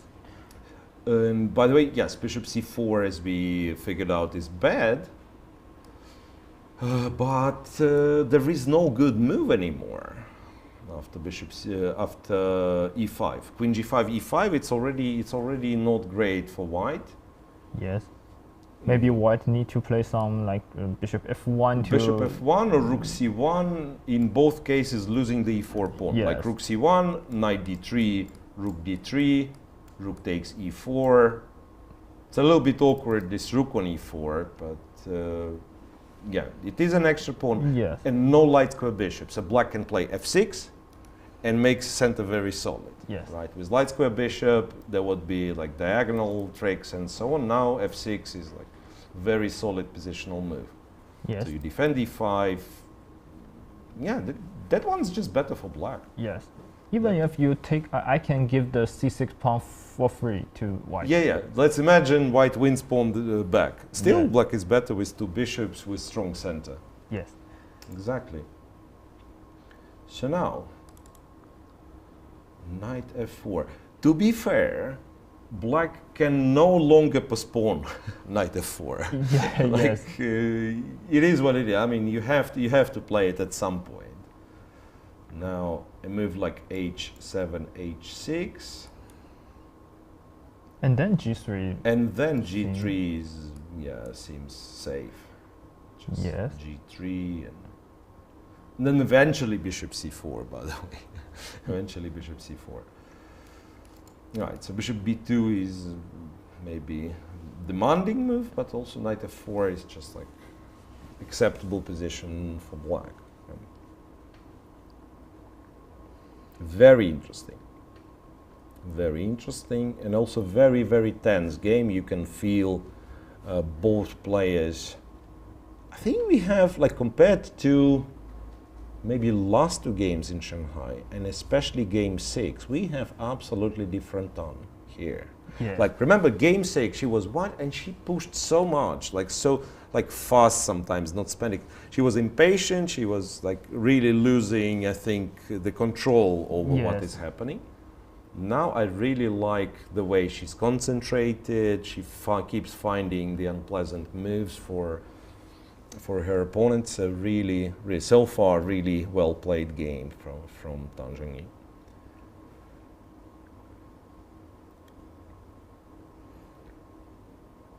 And let's not forget, 3 or 4 moves ago, we were talking about Zhu Wenjun being prepared, right? Yeah. This line with knight a4, c5, and so on. Now clearly both of them out of preparation, and Zhu Wenjun 10 minutes less. 10 minutes less in the position where she actually has to avoid tricks. I'm thinking knight f4, queen f3. If I'm not satisfied with an extra pawn, is there anything else? Probably not. Yeah, probably not. Yes. Maybe white wants bishop f1, right, and be And g3 and be solid, and then yes. g3, and everything will move back. Yeah. So this is, I guess, the line that black has to take. Go knight f4, take on d3, and try to capture h2, but first bishop a6 is needed. And so, after Tan Zhongyi played this rook b4, we now realize that this rook b8 is not Yeah, a bad not a bad move at all. Yes. And yeah, what is like really cool that rook b4 put some serious problems on white, which, if we are absolutely objective, Zhu Wenjun did not solve like at fullest, right? Yes. Yes, she didn't blunder with bishop d2, but also bishop b2 allows black to get a bit of initiative after knight f4. Let's see what Tan Zhongyi played. Because one thing I'm afraid for Tan Zhongyi in this position is that she might think again, is it enough, this pawn, this extra pawn for the compensation? And this is how you like start overthinking, and this is how you maybe play some random move that keeps more pieces on the board. Yes. I was thinking if bishop e5 is anything. No, absolutely not. Because if let's say after bishop e5, if b2 was hanging, so that you take on e5, you have to take on e5 with white, then I guess I'm happy. Knight takes e5 and rook e4 or rook d4. Yeah, but the problem with bishop e5 from black is that you can play bishop c4, our favorite move. Yes. And then the rook on b4 is out of the game. And if you go rook a4, tries to make a trap for white, but you are in the trap. Here, yeah, it Yeah. is bishop e5 and queen e5, I think. Knight e5, and yes, queen e5 is the most the most beautiful solution. Yeah, Yes, and it's winning for white. it's winning for white, exactly.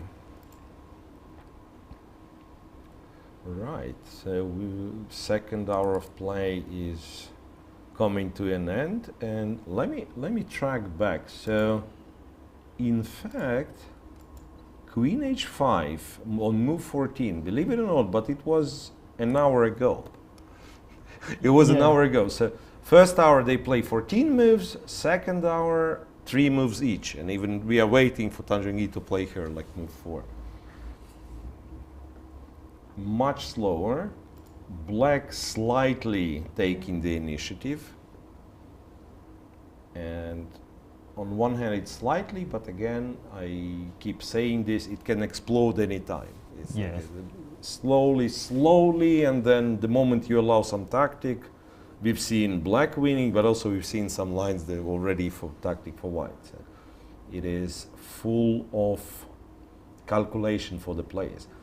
This is, this is something I wish chess fans appreciate a little bit more. Maybe this is our task to show all these variations. Because sometimes the game played well by both players, no one gets into these tactical traps, and then from the outside, if you're kind of not thinking but just like looking at the moves, saying, okay, it was relatively boring, right? People developed their pieces, they exchanged them somehow, and maybe the result was a draw, right? But the amount of calculation you have tempting moves, and then your opponent has refutation, and it goes back and forth. So people worked like finding these moves that you later on think, oh, okay, it's so easy. Yeah, you just develop pieces, exchange them, and it's a draw. Now, knight f4 on the board. Now, very, very critical. Doesn't make sense. Critical moment, very important moment for Wenjun. And I mean, this is I think I heard about a lot of top players talking about when you see players playing the game in the broadcast, maybe you need to close the engine and tries to make a move by yourself, yes, right? Yeah, exactly. To be one of them in the game, and then when you will find that it's hard to make. Yeah, exactly. That's one of the ways we were training back in the day, by the way. So that our coach, he will. And we would be a group of, let's say, 10-year-olds, 11-year-olds. Of course, nothing compared to like today's talents, but we were considered like relatively talented kids. And he would show us some classical game, a Rubinstein or something, and he plays for Rubinstein's opponent, and we have to guess, let's say, a move of Rubinstein, then next move and next move. And you write it on a piece of paper, and then he says, okay, you're right, you're wrong, next move was this, and so that was a part of training. So nowadays, guys, you don't need a trainer for this. You just need a little bit of patience. Switch off your engine and try to make moves for one of the sides. And this is like a really, really good exercise. And also it gives you the idea how hard it is to play. Even a boring draw. Nothing is boring about this game so far, actually. Okay, and where I was going with it, very, very tricky choice for Wenjun, because on one hand Queen f3 we understand, keeps the balance, but do I want to play Queen g5 is really a question. And the thing is, like if you don't understand that there is this e5 rook c4, you might think you're winning. Now I'm checking the engine, like second best move here for black, if it's not e5. So instead of e5, like second best move is f5. So we understand it's a terrible position. So you think e5 is forced, white goes bishop c4, and okay, there are like two wins, but based on the same idea. You can take on c4, go h6, or you can go h6 takes on c4. If you don't see any of that, the third best move is like rook e8, which with white you are already happy probably, and even rook e8 white is better. So if you miss this idea that your queen can be trapped, then so this is impressive. Actually, I think if I play white, I find bishop b2, knight f4. I have to play queen f3. I will never try to play bishop b2 in the game. Yeah, exactly. So that's why I'm saying like it's a critical, but also sort of dangerous maybe situation for Wenjun, because you decided to play bishop b2, not to go back with the queen, right? So it's kind of the logic of the game.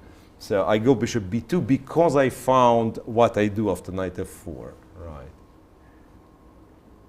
So you really expect this like queen g5 move. And then you're in trouble, and like there is no third option. There is no third option, like queen g4 already loses to f7, f5. That's another trick that is nice. f7, f5, and now after ef5, the rook from b4 plays and you just take on d3. Yeah. The queen defends g7, yeah, and you just take on d3. So, yeah. But also queen g4, even if black haven't found f5, it's no reason you go, because I can play e5. Now I have a tempo on capture your queen. So compared to queen g5 or queen g4, what you could think, queen g5 is the better move. Right? Yes. Like I'm playing a move with the tempo.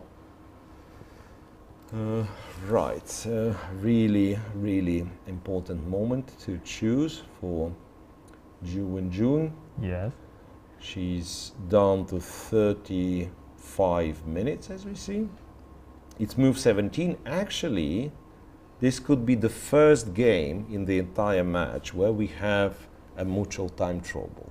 Yes. Right, because usually we would find Wenjun being little time deficit in few games, but closer to, let's say, move 30, move 35, and Tan was always like controlling the clock and so on.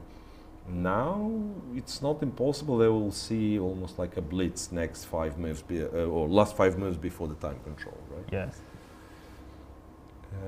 Right. So Zhongyi is still thinking. What do you think? Maybe we can take another short break and come back for the most exciting part. Yes. Because I guess we won't be taking more breaks until the time control is over, right? It will be so exciting, and also like with possibility of both players being, in a time trouble. So maybe that's a chance to take a short break once again and come back to see the most exciting part of this game.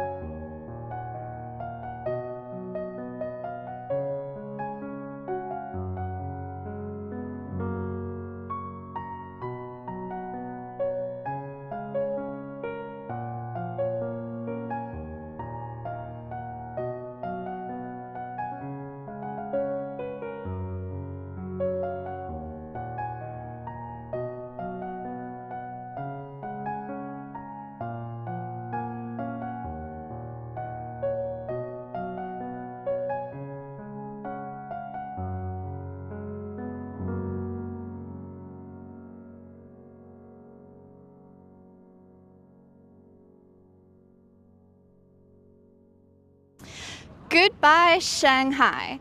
The first half of the FIDE Women's World Championship match has concluded, and Wenjun is departing her home turf, still leading the match. We've seen really exciting chess, fighting draws, and it really is anyone's battle. Follow along, part 2 is taking place in Chongqing. Who will take the title? Let's find out. And greetings, Chongqing. We are here in the foggy city for the second half of the FIDE Women's World Championship match between Wenjun and Zhongyi. With 6 games to be played, who's going to take home the title and the throne and be our new queen of chess? Stay tuned to all the FIDE channels. Let's find out.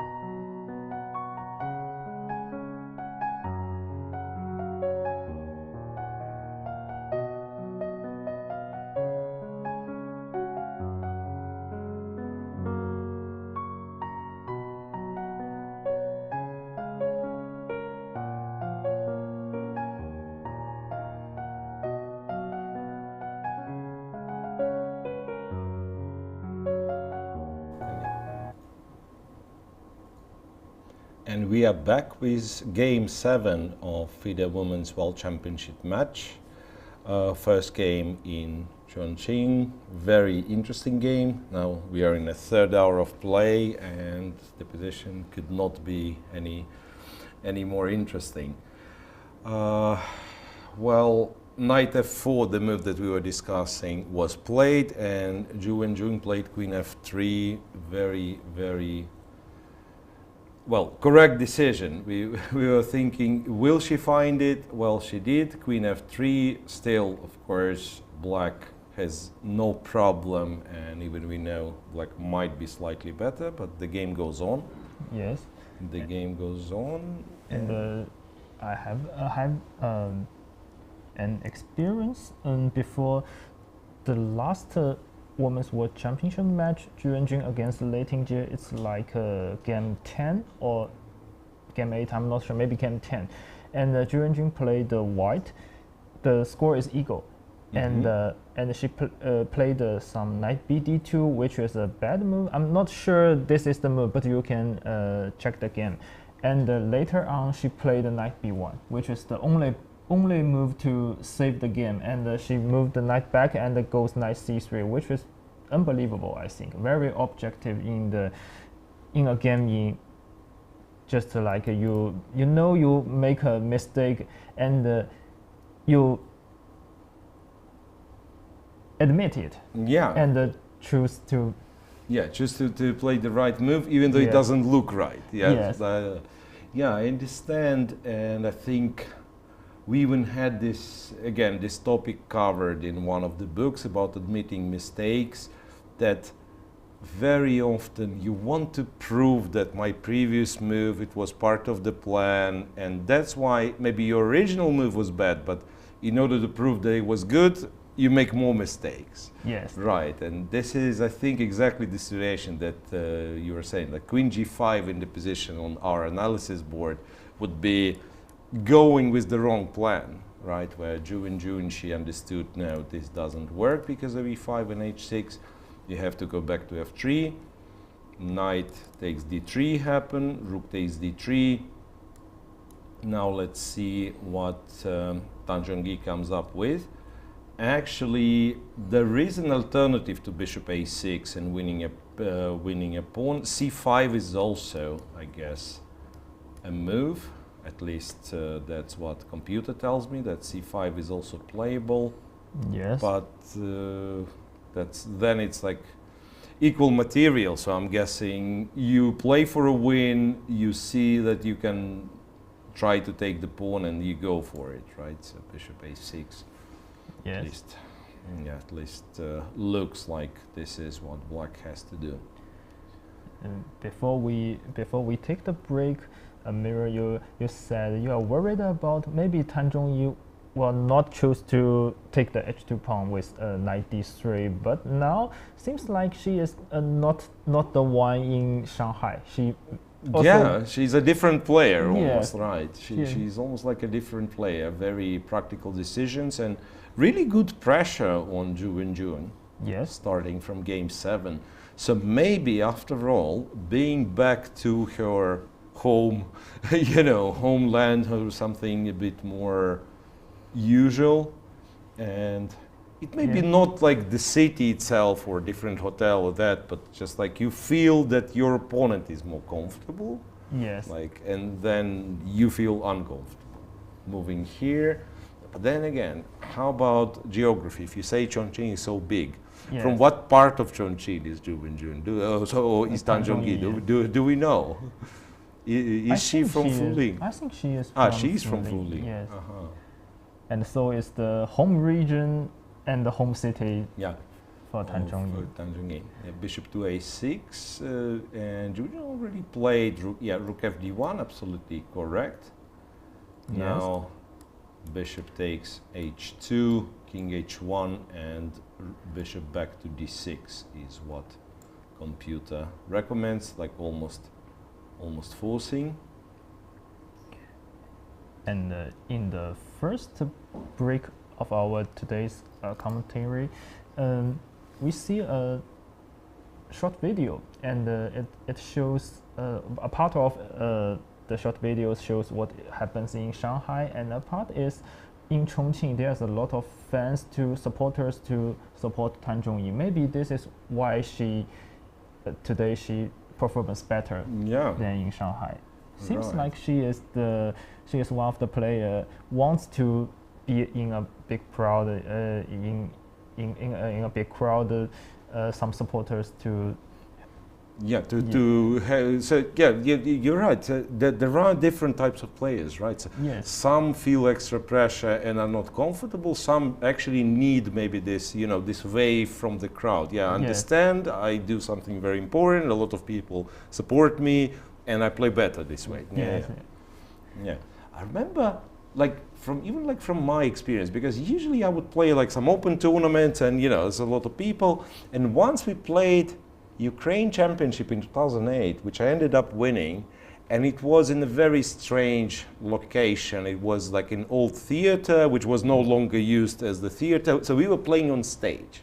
And it didn't have a lot of spectators, but still this feeling that you come on stage every day and you do something important, and it motivates you. There are audience. There were some audience. There was not a lot of people, but there were some audience, and but the fact that you come on stage and now you have to perform, right? So it was pleasant. Rook to d1. I guess you take the pawn and see what happens. Yes. There's no reason not to take. Not to take. Absolutely. So she still wants to be, but this is also something very different from Tan Zhongyi in Shanghai. But the obvious move, she was playing fast and sometimes too fast. She would think it's an obvious move. There was the better one, and she would think, "Oh, okay, it's pawn with a check. Let's go." Right? And now she tries to make sure that she's not missing something important. Can it be that, bishop h2, king h1, and bishop d6, I guess, is forced? Can it be that she doesn't like something here? I'm looking at there is, for instance, queen to c3, where black, in order to keep advantage, has to go bishop f8. But bishop f8 is not crazy complex move of any sort.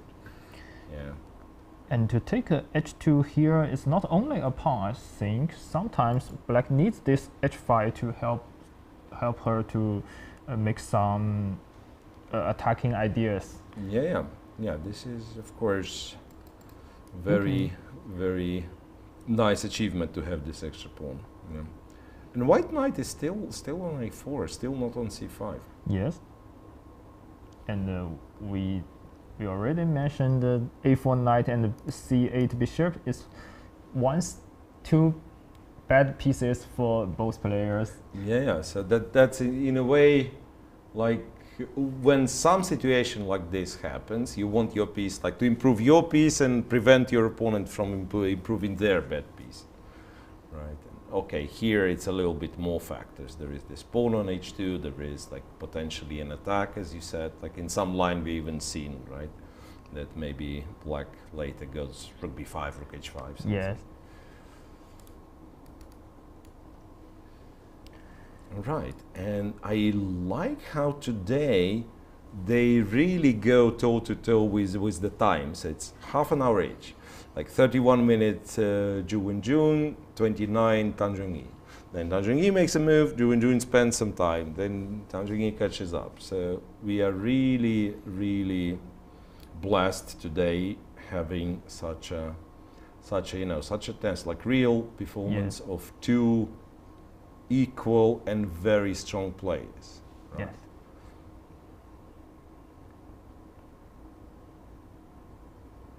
Right. And this is what we really want to see. Yeah, exactly, because I understand some let's say some people are big fans of one of the players and they want their player to win. But ideally, you want your player to win against a strong player, not against a weak player, right? There is because there's always such conversations, even in the World Championship matches. I don't know, Steinitz won, or Lasker won against Steinitz, but Steinitz was too old, right? Or, Yeah. I don't know, Alekhine lost to Ava because Alekhine was drinking. Yeah, This yeah. kind of conversations. So ideally, yeah, you want both players to perform well, and then the one who wins is really the better player. You can, or better player in this tournament again. Wenjun leaves the board again. Yes. By the Yeah. way, we will say in the last year, Zhongyi and Wenjun are the two best performance with the best two performance ratings in women, the all women section. I remember maybe Zhongyi is the performance rating like above 2,600 something. And Yeah, she played very good in Grand Prix, I think. Yeah. yes. And also Wenjun is the second best. We can try to. I see some statistics to show. Yeah, yeah. Maybe we will check some stats like their recent performances apart from World Championship match, right? Because it's maybe easier for us to recall, let's say, the players from the Open, like say Carlsen, Caruana, and so on. This like it gets more publicity and so on. But these ladies, they are also like playing very serious tournaments. They show great results, and regrettably, it does not get that much publicity. Something stops Zhongyi from taking it. So I think she finds some variation that she doesn't like after bishop. Because I can explain in two ways. It's either you see some other move which is very attractive, and that's why you don't take on h2. But here it's very hard to think of what can be as attractive as taking a pawn, right? There are not too many moves. Okay, c5 is the move, rook maybe back to b8 is the move, but it's not like you're winning something. Bishop h2, you win the pawn. So maybe the reason why she's thinking that really after bishop d6, maybe she doesn't like some move, but I don't see what can be annoying. Yeah, bishop a3. Rook b8. That's what we... No, we said rook b5. Actually, rook maybe. b5. Yeah, so rook b5 is important because after rook b8, bishop d6, rook d6, knight c5. Maybe she's trying to evaluate this position, and maybe this is different, right? If you don't see rook b5, then even computer says after knight c5, white is pawn down, but better. Yes. So it is important to see rook b5. Okay, pawn is taken. She played bishop d6. Now back to Wenjun needing a good move, and she has a selection of two, so queen c3 is also playable, but bishop a3 seems to be the strongest. Yes. And actually, I think so far Zhongyi played very well today. Yes. She spent more time but played more accurate moves. Yeah, she played very accurate moves, and it's even hard to criticize any of these decisions. Yeah, very, very solid everything. Queen to c3. Yes, queen to c3, tactical move, trying to install the knight on c5 again. Yes. And bishop f8 is the only move to lead to black's advantage. You have to stop a checkmate, right? And if you go, what else can you do? f6 is the other option, computer says, but then white goes knight c5. Or maybe f5 we can try to... to open the file. Yeah, but f5 once again there is rook d6, and then the queen is overloaded. Yes. Yeah, like your before rook is hanging, and you cannot take back with the queen. So in this way, you actually come to the conclusion that bishop f8 is the move very easily, because there is rook d6 idea also. Yes. If you go f6, knight c5, as you just shown, black will have to take on c5, and then I don't know, maybe exchange on d8, for example, take on c5.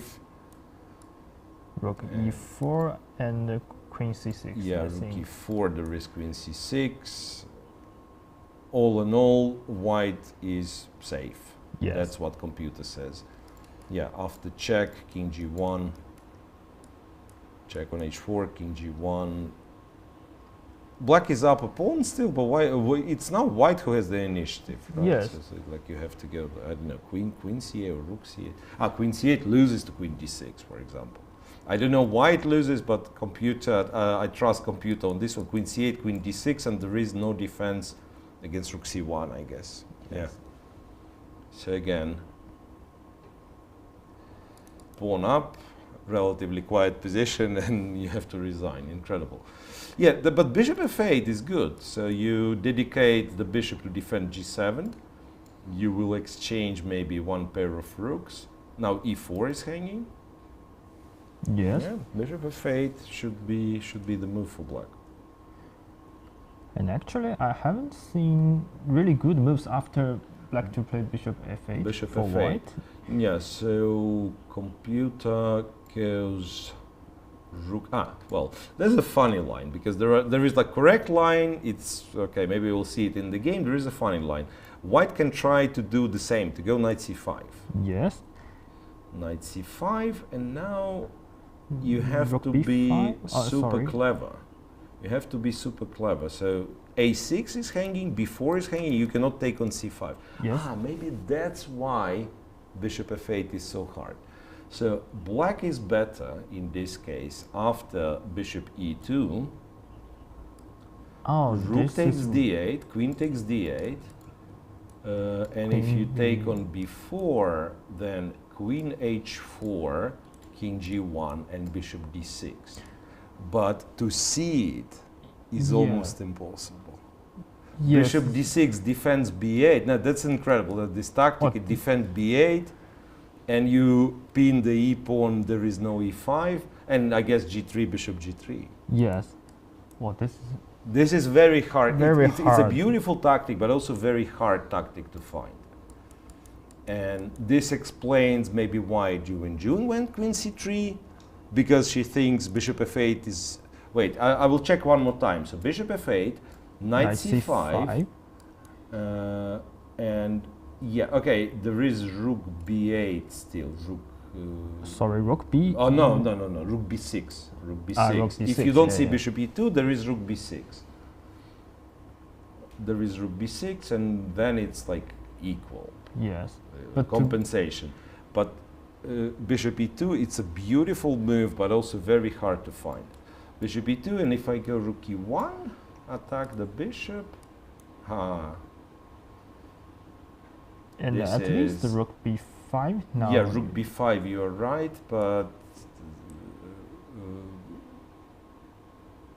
this is puzzle for my students now. Rook d5 wins. Wow. Beautiful. Again, Well, but this is ironic. So e4 pawn, it was pinned one way from Yeah. h4 to b4. Now it's pinned from b4 to h4. Yes. Because when you Wow, take, this- this is beautiful. So rook d5, and yeah, and black just wins because rook e2, you actually go rook h5 It's and a check checkmate. and a checkmate. Wow. Wow. If this happens, This is incredible. yes. This is incredible. And also, remember we were talking how Zhongyi likes this like tactical plays. Bishop f8, by the way, is on the board. Actually, I think if this happens to the game, maybe it will be the best game. Yeah, this that's year. most beautiful game, absolutely. Yes. So white really has to avoid this knight c5, it means. Really has to avoid this. Yeah, like, okay, the correct line, sort of the best computer approved best line is to exchange on d8, to do something very boring. Exchange on d8, go bishop a3, after rook e4 to take on f8. Doesn't even matter what takes on f8. I say maybe queen takes, yes. And Queen c6, check on h4, king g1, and bishop e2.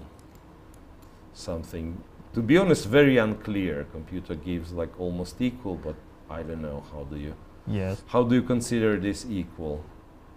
Black is up a pawn, but his pieces are very strange, like bishop on e2, rook on h4, like all over the place. Maybe better to exchange the position. Rook on f8, queen h4, I think black will be winning. Yes. You have coordination, you up a pawn, maybe you move the h pawn forward, then you somehow win. So this requires, in fact, a lot of tactical skills from both players to play this position. Now I almost want white to, again, like as the commentator, I have to stay neutral. I have my favorite, but which I will not tell you guys. I don't want anyone to lose this game, but I almost want for the excitement that knight c5 is on the board, you know, because like all this tactic and... Right. Yeah, so knight c5, bishop e2 is the beautiful line. Let's see. Let's see. So now Zhongyi is down to 22 minutes. So probably she has a plan against knight. You definitely see that knight c5 is a possible move. Yes. You have to have a plan after knight c5. Now this will be like beautiful tactic, and especially this rook d5 move. Yes. Absolutely unexpected. Actually, even the this line. Knight c5, yes, bishop e2. even this line when is take also on very d8 is beautiful. also incredible, right? Yes. And in this line, each move from black is like only move. Only move, yeah. Only move. Otherwise, you're just like down material for nothing and so on. But yeah, but bishop d6 simply wins. And now, for example, white goes f3 or f4. Maybe black still needs to play bishop g3. No, here it's check, bishop g3. It's a forced. Bishop h2, bishop g3. Ah, sorry. No, I mean, you're not wrong. Bishop g3 also wins, but bishop h2 checkmate in 3. Yes. Bishop g3 also wins. After f4, I think only bishop f4, but it's easy. It's a pawn. You take the pawn. You have more threats. Yeah. Whoa. So it's. I would say it's maybe the first time when Wenjun might be like in a relatively serious trouble with white. Yes.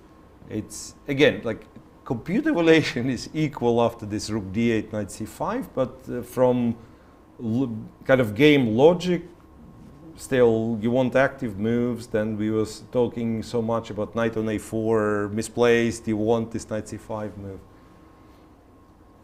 So I think it's a very big chance that she goes knight c5. Yes. Also, after knight c5 to find bishop e2 is really, really amazing. Yeah. If you go rook b6, I mean there is nothing wrong with rook b6, but it's like just compensation, something like that. It's not like white is winning after rook b6. Yes. But yeah, if you find bishop e2, it's beautiful. It's absolutely beautiful. Getting closer and closer to the situation when they also will have to play faster a little bit, because time is down to 22 minutes and it's only move 22. Yeah, and so far, let me check. For instance, Tan, well, we said she plays very well, which is true, right? Rook, I'm starting from very, very long ago, from move 14. Yes. So on rook b8, she spends 12 minutes. On rook d8, another 7. Rook b4, 3. Knight f4, 12. So each move, there wasn't any automatic move. Yes. So at least 5 minutes she spends on each move. With 20 minutes on the clock, it's what? It's 4 more moves and you're out of time. So she will have to speed up, which makes it, yes, risky, same for her opponent, and also makes it very exciting for us to watch. Yes, so knight f4, even a move like knight d3, I think took some time. Yeah, knight d3. Oh, knight d3 was 11 minutes spent on knight takes d3. Yeah. Maybe bishop a6 is the only. Bishop a6 maybe the only move, because which she played fast, because it's kind of same situation but a little bit better, right? Yes. It's easy to catch this logic. So why to play bishop a6? Because I will take the pawn, but in a bit better situation. All right, so great bishop f8 move, and we are still waiting for Zhu to find her move. Okay, let me play, for once in a while, let me play without an engine. Like, let's say, what could I think of? f3, I'm defending e4, for example, and I resign after rook b5. Yes, yes. Also, yeah, so black has a threat. Black has like one of the threats that black has. Knight c5 on the board. Yes, knight to c5 on the board. It's a critical moment now. After knight c5, bishop e2 leads to slight advantage for black. Rook b6 acceptable, maybe equal. All the rest, white is just winning. Yes. Rook b6 quickly, and I'm a little bit, you know, I cannot say disappointed, because bishop e2 is a really hard tactic, but I really wanted it to be on the board. Yes. Yeah. Rook b6, now white can, well, relax, not relax, but kind of breathe out a little bit, and, you know, because knight on c5 actually kind of controls a lot in the position. Yes. What's interesting, computer wants king g1 to be played either here or like pretty much in every line. So it's king g1 or take on d8 and king g1. So king on h1 is getting under some checks, I guess. But then I guess we are back to the situation which we had a few times in Shanghai, when each move is hard to find. Yes. Right? There is no clear plan. Like, I don't think we had one game where we can say, maybe I'm looking for a specific moves order, but I know what I'm doing, right? They say pushing the pawns, attacking, something like that. No, here again, it will be this like tricky situation where each move takes you some time to decide on.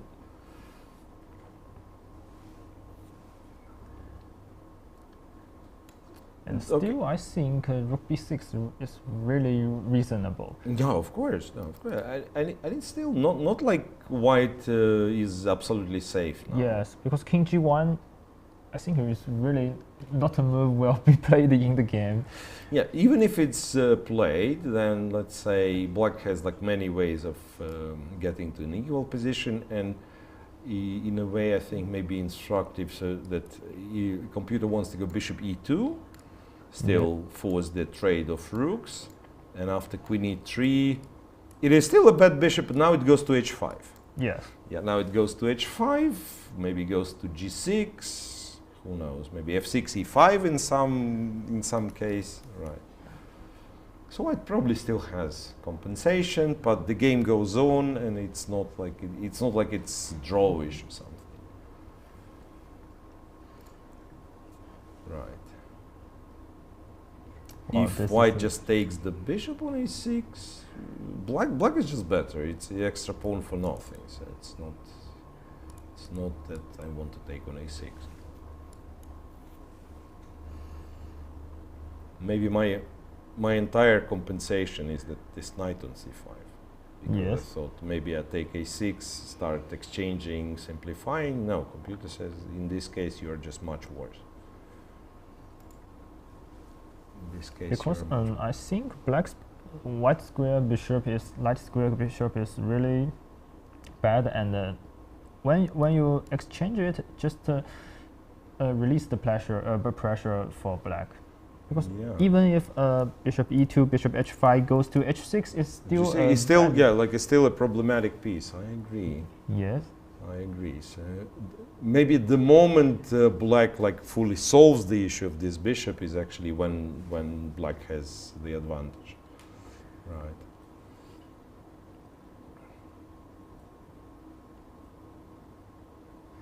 Well, this bishop e2. Bishop I e2, still no, feel beautiful. Bishop e2, rook e1, rook d5.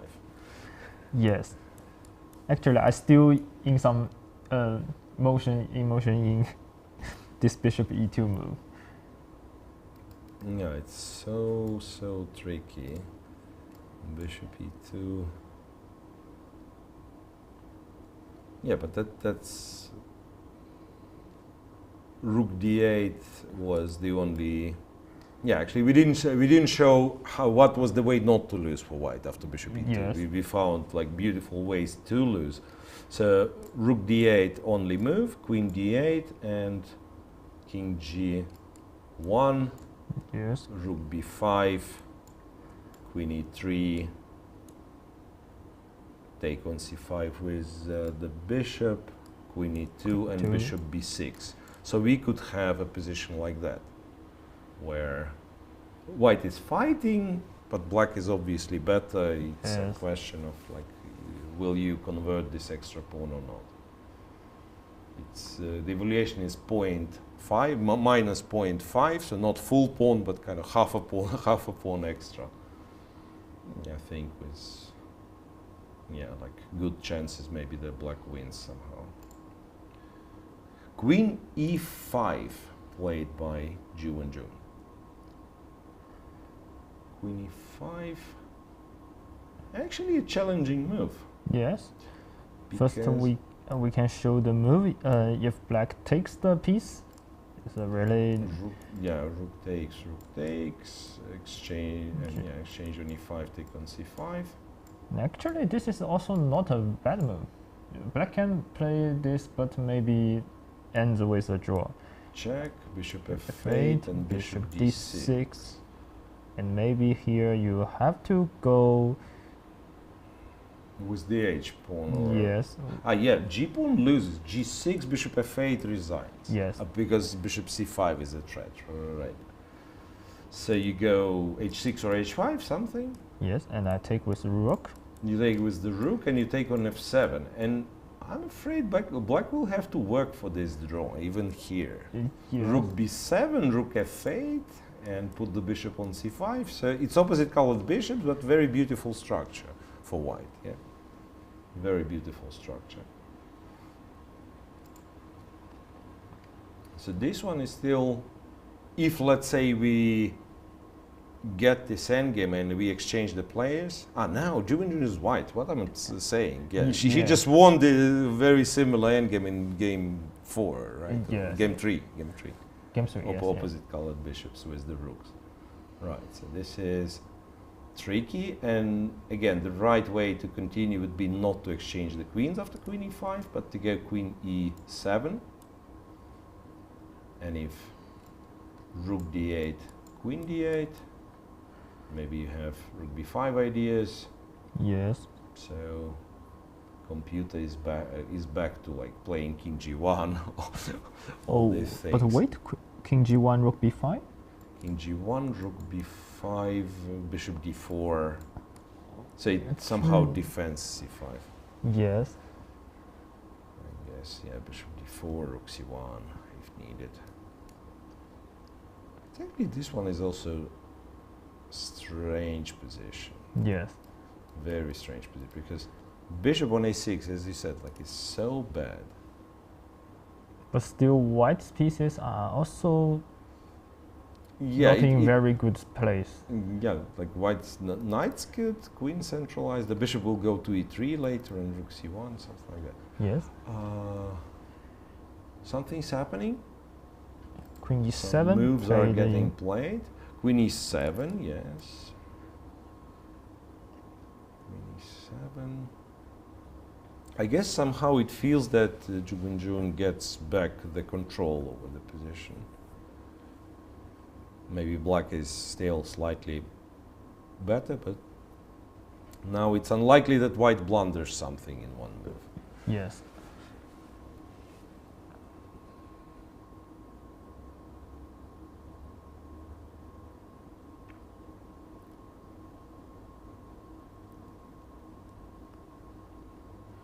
There are still some tactical lines. For example, take on d8, queen I d8, take. queen to d4, and then, oh well, I guess you can exchange on d4 and it's okay, yeah. Rook b4. Rook b4 is really a good rook move, yes. b4, bishop e3, exchange, take e4, white takes a7, maybe closer to a draw, but still upper pawn. Yes. Maybe not. Maybe I'm not, sure. not that close to a draw, I think. Yeah, like you're very active. Rook e2, and you start pushing the pawns. It's maybe the opposite. Maybe computer makes a draw. Like again, this is game 3 of Zhu Wenjun when Zhu Wenjun was white. Computer says it's draw. I don't care. Your pawn up. It's a draw. But in a practical game, maybe this one's also very unpleasant. Yeah. So I guess this is an option as well. But still, if you go rook d8, queen d8, king g1 is king g1, yeah, move, king g1 is possible, king d4 is possible. Yes, but king g1, I think it's also not an easy move to make. Yeah, it's very strange, and especially like now you give the d file and you start going like king g1. And actually, after rook b5, bishop d4, let's say if black king is on h8, then f6 is winning for black. Yeah. You have too many pieces hanging here. Actually, I think even but king h8 you can go bishop e3, and then there's no more. That's what computer does after bishop e6. You can go bishop e6 instead of king h8. Sorry, not bishop bishop c8, defending e6. Defending e6. Yeah, and then bishop e3. And f6, queen c3, I think. Yeah, f6, queen c3, and it gives equal, but even then, black is a pawn up, so you can still somehow. Okay, here I'm not convinced. Even like with the computer, like you can do this right, and you know. I was also thinking maybe you can actually leave this night. So you went. What did we do? f6, queen c3. Yes. If I go like queen e8 and I go h5 and stuff like that, maybe I can also play like that. Yes, actually, I haven't seen what's the plan for white. Yeah, computer starts like moving a pawn, b pawn, but this is not very threatening, right? It's not very threatening. Maybe black somehow, you know, slowly h5, then queen to g6. And in practical game, that just means that you can win, right? It doesn't matter what computer says, equal, whatever. Yeah. Yes. You have your threats, you have some plan, and this is usually what matters, especially since we are getting low on time. Yeah. Right? In a time trouble, you really want some clear stuff to do. And I really like your plan after queen g6, h4, h5, h4. After h4, I think maybe computer will say it's nothing. Nothing. But actually, I think it's very, very dangerous position. It's very annoying. Yeah, it's very annoying. It's like some threats all the time. I have that, for example, e5 and h3 something. Yes. Okay. And always you push too much on queen side, like a5, b4, even a6. It's just not very. Yeah, there is no progress. Yeah, yes. Like black is not scared of what you are doing. Yeah, exactly. Black is not scared of what you are doing. Let's see. No move yet from Zhu Wenjun after queen e7. She's down to 16 minutes only. And it's 16 moves for her to play. Yes. Again, a move a minute plus 30 seconds increment, but yeah, it's not the position where you can always make a move fast. Sometimes you can, sometimes you really need time to think. Let's see what she ends up playing. And actually, even if Tan Zhongyi missed bishop e2 in this position, which is, I think, almost unreachable for any players to play in under 20 minutes in a classical games, Tan Zhongyi made very good moves today. Yeah. I don't think she missed any opportunity which can make the position unclear and to keep a fight in the game. So yeah, I think maybe apart from this, like bishop e2, which is very beautiful but really hard to find. Yes. All the rest of her choices are probably the best. Yes. Let's see what Wenjun does. Rook a to c1. I'm afraid there is something wrong with this move because this is not in computer's recommendations.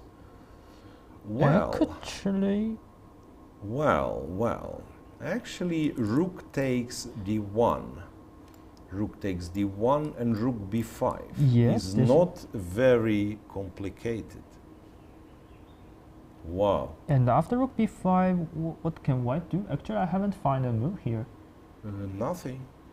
You defend with the bishop and you play the endgame. Bishop d4 or bishop a3, bishop d4, rook takes c5, and this is exchange everything. Maybe you take the a pawn and that's why you don't resign. Check on d8, bishop f8 and rook d7. This should still be winning, I feel like. Or rook a8, rook d7. Okay, maybe rook d7 better because no bishop d3. No bishop d3. I see. d7, but even then, g5, rook a7, bishop e d3, d3, or bishop e2. In fact, same. Bishop d3, f3, and you just start pushing these guys, h5 and so on, because.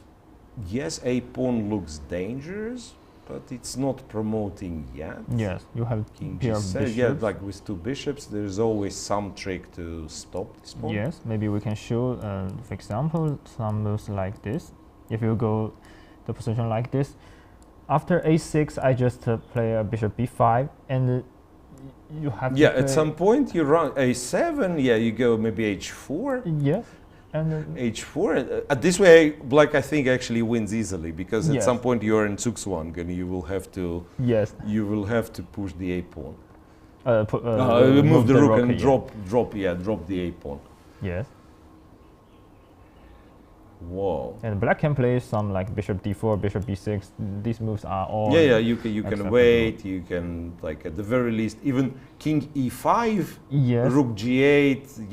You take a7. White takes g5. This should be winning. This and maybe you go all the way king d4, c3, and just win with the king. Yeah. Right. So it's a big chance for Tan Zhongyi now. Wow. It's a big chance.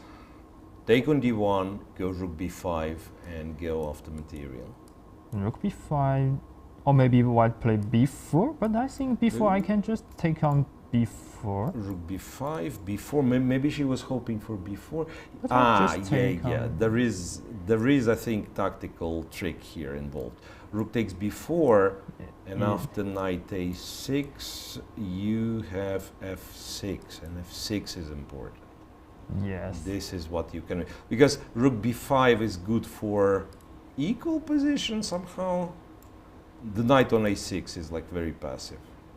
Yes. And I think maybe like black has compensation again.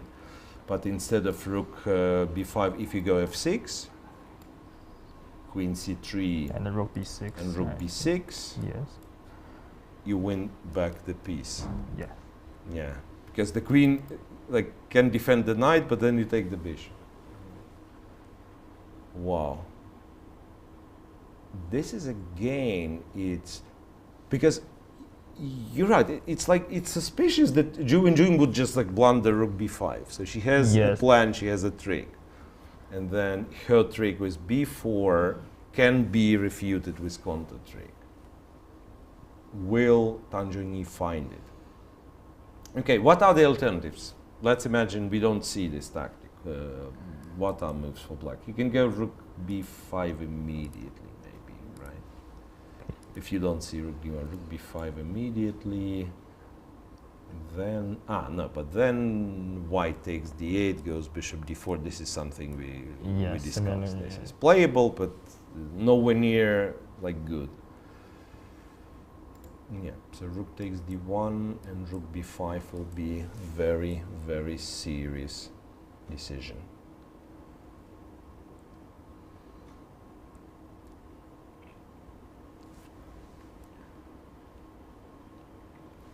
Yeah, it's incredible how, I thought, and it even was mentioned as maybe like a rule or something. So for real tricks, you need a knight on the board. So my feeling was when black went knight f4, knight d3, and I thought there will not be tactics. Like black is up a pawn, maybe if she wins, it's like some long endgame. And then there was this bishop e2. Yes. Absolutely, like magical trick. And here also.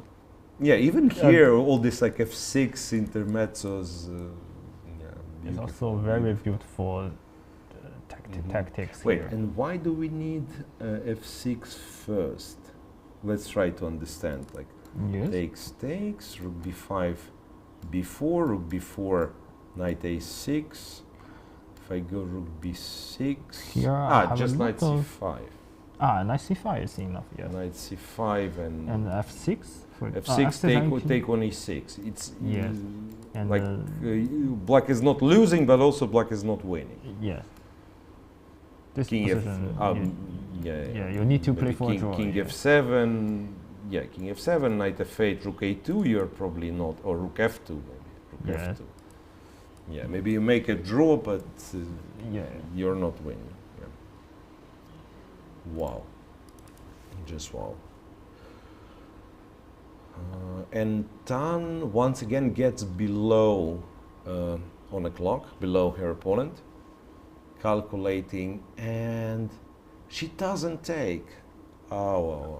She doesn't take on d1, so that's the first time she misses a chance. Yes. It's the first time she misses a chance. She goes rook b5.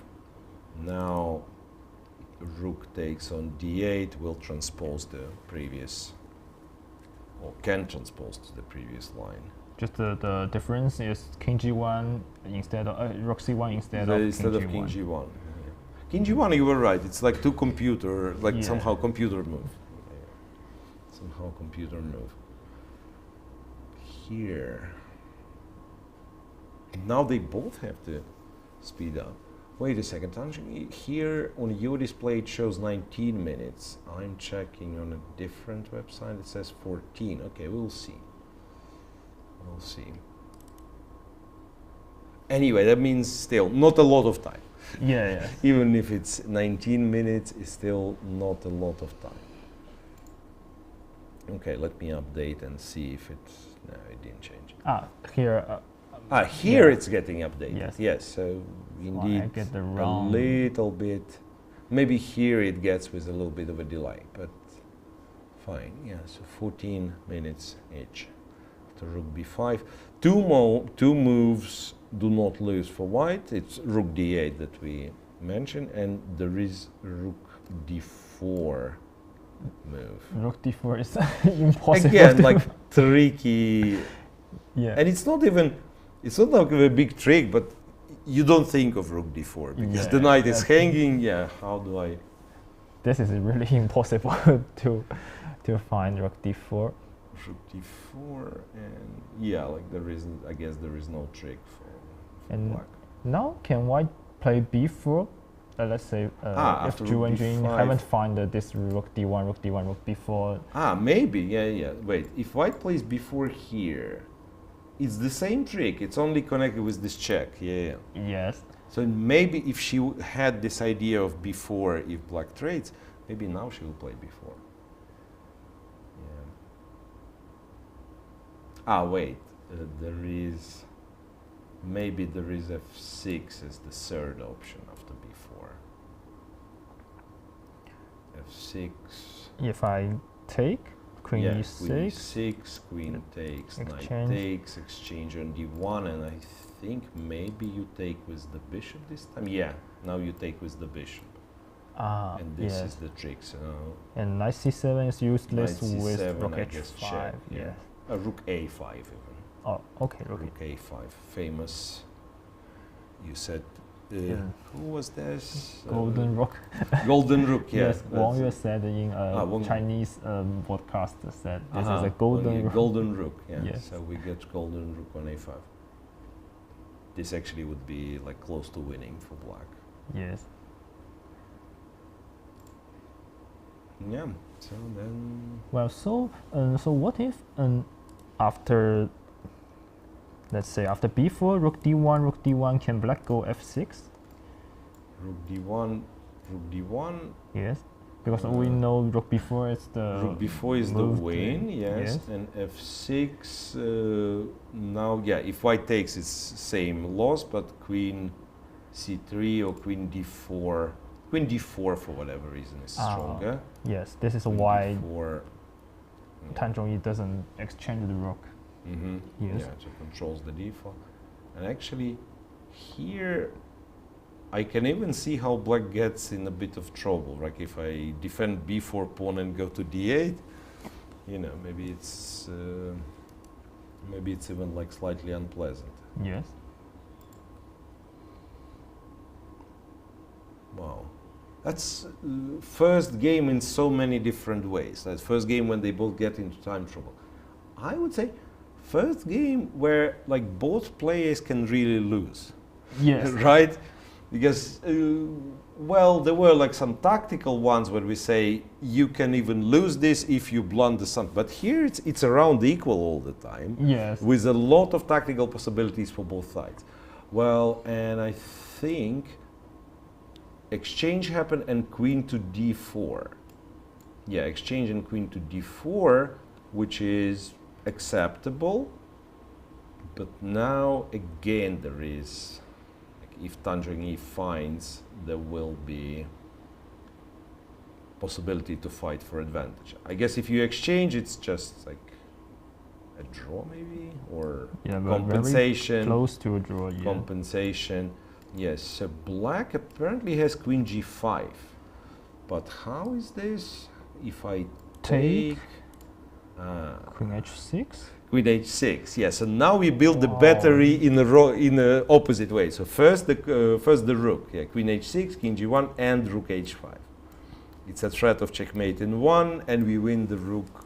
We win back material on c1. And if this happens, I think it's really hard for white to make a draw. Yes, but because yeah, this one's lost. Yeah, this one is just lost. Like if queen h6, rook h5, already computer says it's done. And yeah, so queen g5. But queen g5 again, if she keeps missing the idea that bishop on a6 is actually hanging. Yes. Then it's not easy. Then it's not easy to let's say to realize this. Yes, but to be honestly, I think this queen g5 is, which three opportunities, maybe the only one is reasonable to find in the game. I want to say like maybe you don't see like originally that it works exactly this way, queen g5 to h6, rook h5. But in this position, I agree. You almost want to go to the king's side. Yeah, yes. Like this bishop on a6. Okay, maybe like the feeling is that this is the moment to go for the white king. So there is queen g5. It could be that you go queen h4, but something you do look at the king's side in this very moment. Yeah. Yes. You look at the king's side at this very moment. Because really, like exchanging, especially know that Wenjun is very good in like clear technical positions. Yeah. It's reasonable to think that she will be able to defend. It's reasonable to think she will defend. So queen g5 is really needed. After queen g5, by the way, knight a6, yes, loses. Best move would be to go like b4 after queen g5. And you know what? maybe I got excited too early because computer was showing black is better, but black is better if black takes on c5, after rook c5 takes on c5, after queen c5 once again takes on c5. And this can be one of these positions where black is, computer says black is better, but we all know it's, it's a very solid draw and there is not much talking about here. Yeah. That's maybe one of the last classes of positions left where computer gives one side an advantage because black is up a pawn, but we know that this thing's almost impossible, or rather impossible to win unless your opponent plays something really bad. Yeah, so this is a little bit sad because you may consider queen g5 and then understand, no, I'm not getting anywhere, that's a draw, and then queen g5 will not be played. But maybe still queen g5 before I just go bishop c8. I think after bishop c8. Ah, you're right. Yes. You're right. You keep the material a4, rook b8. b8, yes. Ah, and again, this like push the h-pawn plan and f6 and something that we will. Maybe this is your best chance. Yes, playing for a win. I think this will be our best chance. Yes, actually, maybe this is the only way to keep the queen in the board. Yeah, because queen g5. If you have to take on c5, we don't like it. Yeah. Queen d4, bishop d4 again looks very close to a draw, I think. Yeah, and also again, it's much easier for Wenjun to play. Right? Yeah, like this way, you put pressure on her with keeping more pieces, and potentially even like some initiative on the king side. After queen's exchange, really, white doesn't even have to do anything. Just keep the knight on c5 and hope that it's enough. Yeah, play some reasonable moves. Right. So Tan, so the only like real miss for Tan in this game was this rook d1, rook b5 miss. Again, maybe we should show. So Wenjun relaxed kind of a bit with rook ac1, or I don't know, was maybe hoping for some tactic, but yeah, this one just works. Yes. Because of, that was the tactic. Before rook takes, and f7, f6, queen c3, rook b6.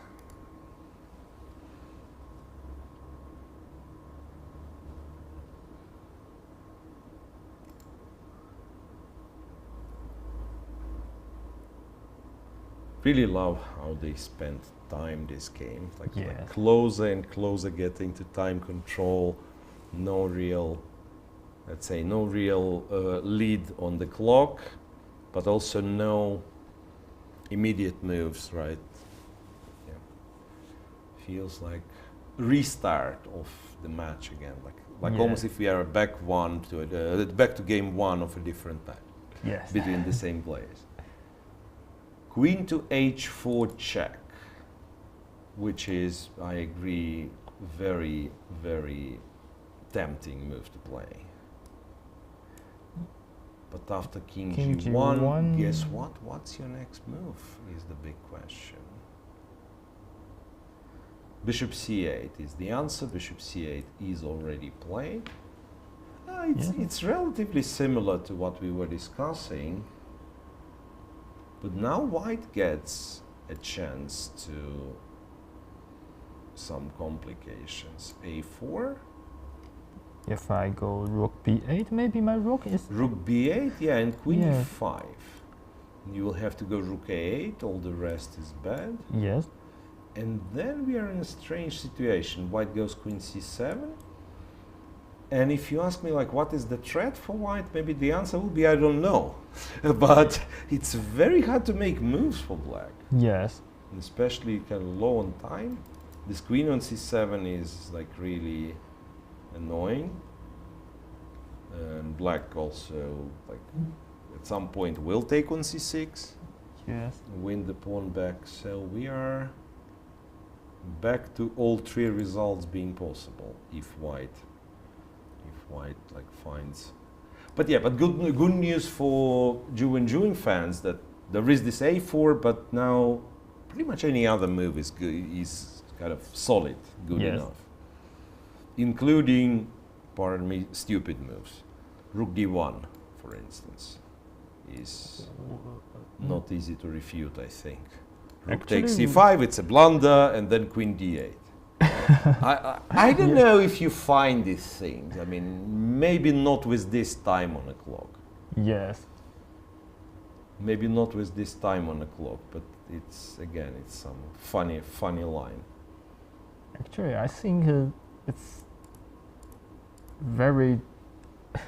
It's a very engine move, Rook d1. Rook d1. Yes, but sometimes this kind of Sometimes things shows. Yeah, if it occurs to you, actually, again, after Rook d1 played, you immediately see what's the idea of Rook d1. Yeah. Like you get to d8, and indeed the bishop on c8 is bad, the bishop on f8 pinned. But to play Rook d1, your knight was defended, and then Yes. e5. e5, more of a human move, right? So solidifying the position, making sure a c8 bishop is passive. One thing, what is like not great about e5, no longer you have long diagonal. Yes.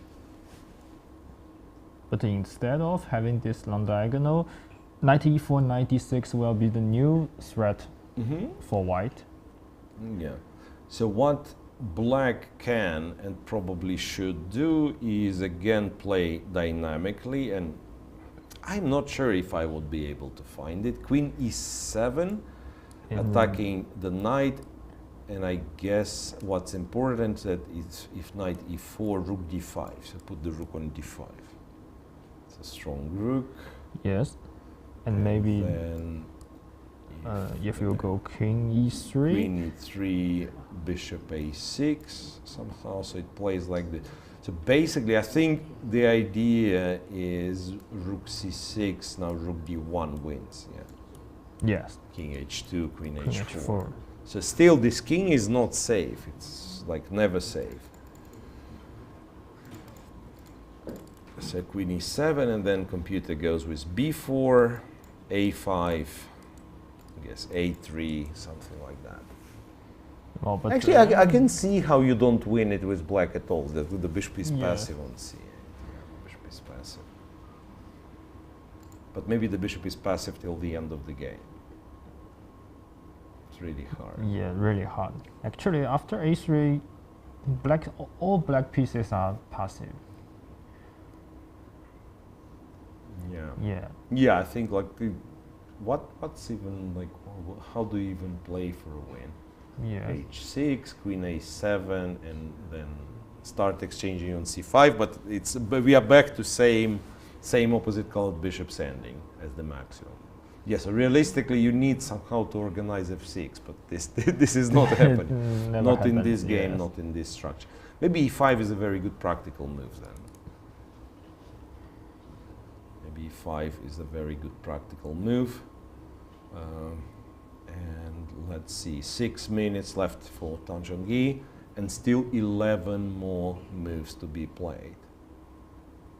11 more moves to be played. She, of course, can exchange on d4 and pretty much make a draw. Yes. But I don't think she likes this idea for now. Or maybe can I go after exchange then f6? Takes and to play f6.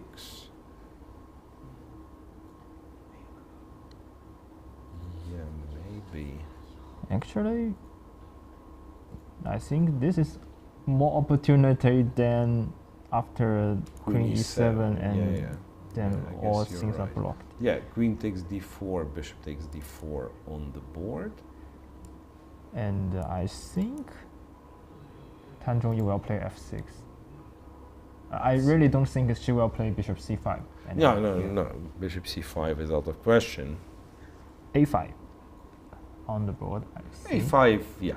Yes. Like, I mean, okay, pawn was hanging on a7, so a5 is Very good. reasonable.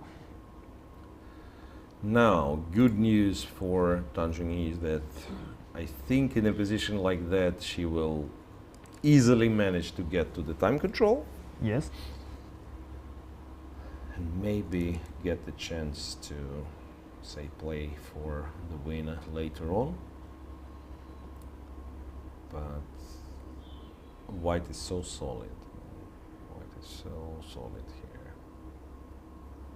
The question for black is how can I move my light square bishop into the game?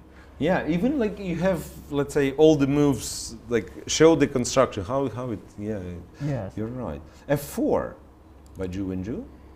F4, do we like F4 so much? Because kind of weakens the light squares a little bit. So let's say,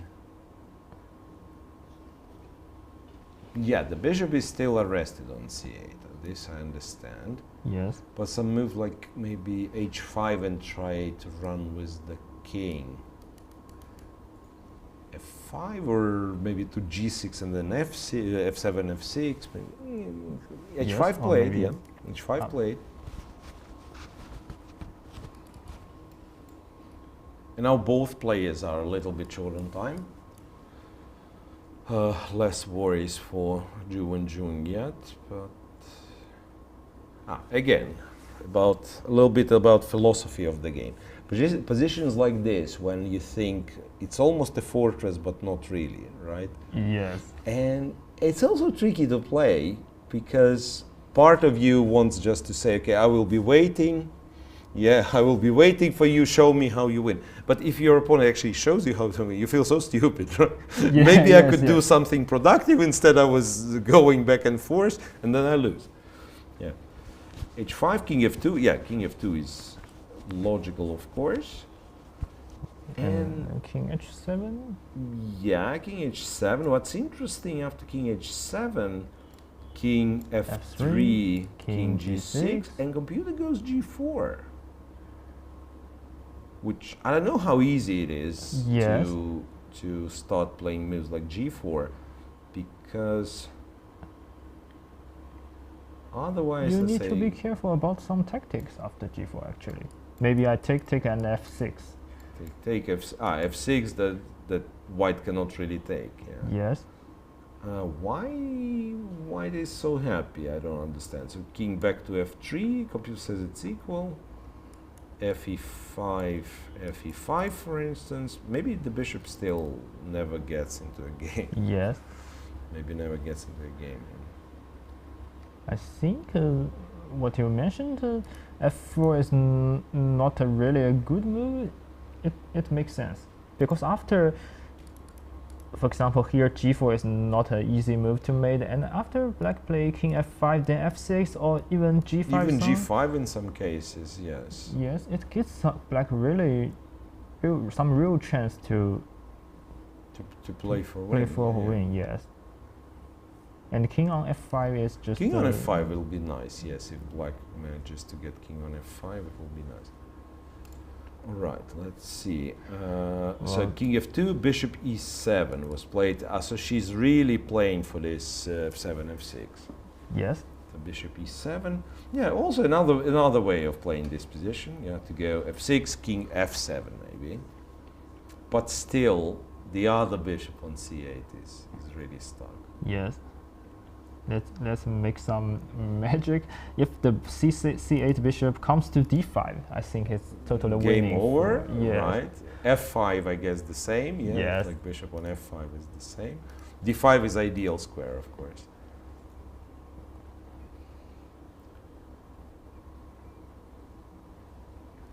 But it's incredible how in this structure I'm thinking, okay, white doesn't do anything. You go rook b8, you go rook a8, you go bishop a6, and still no next move.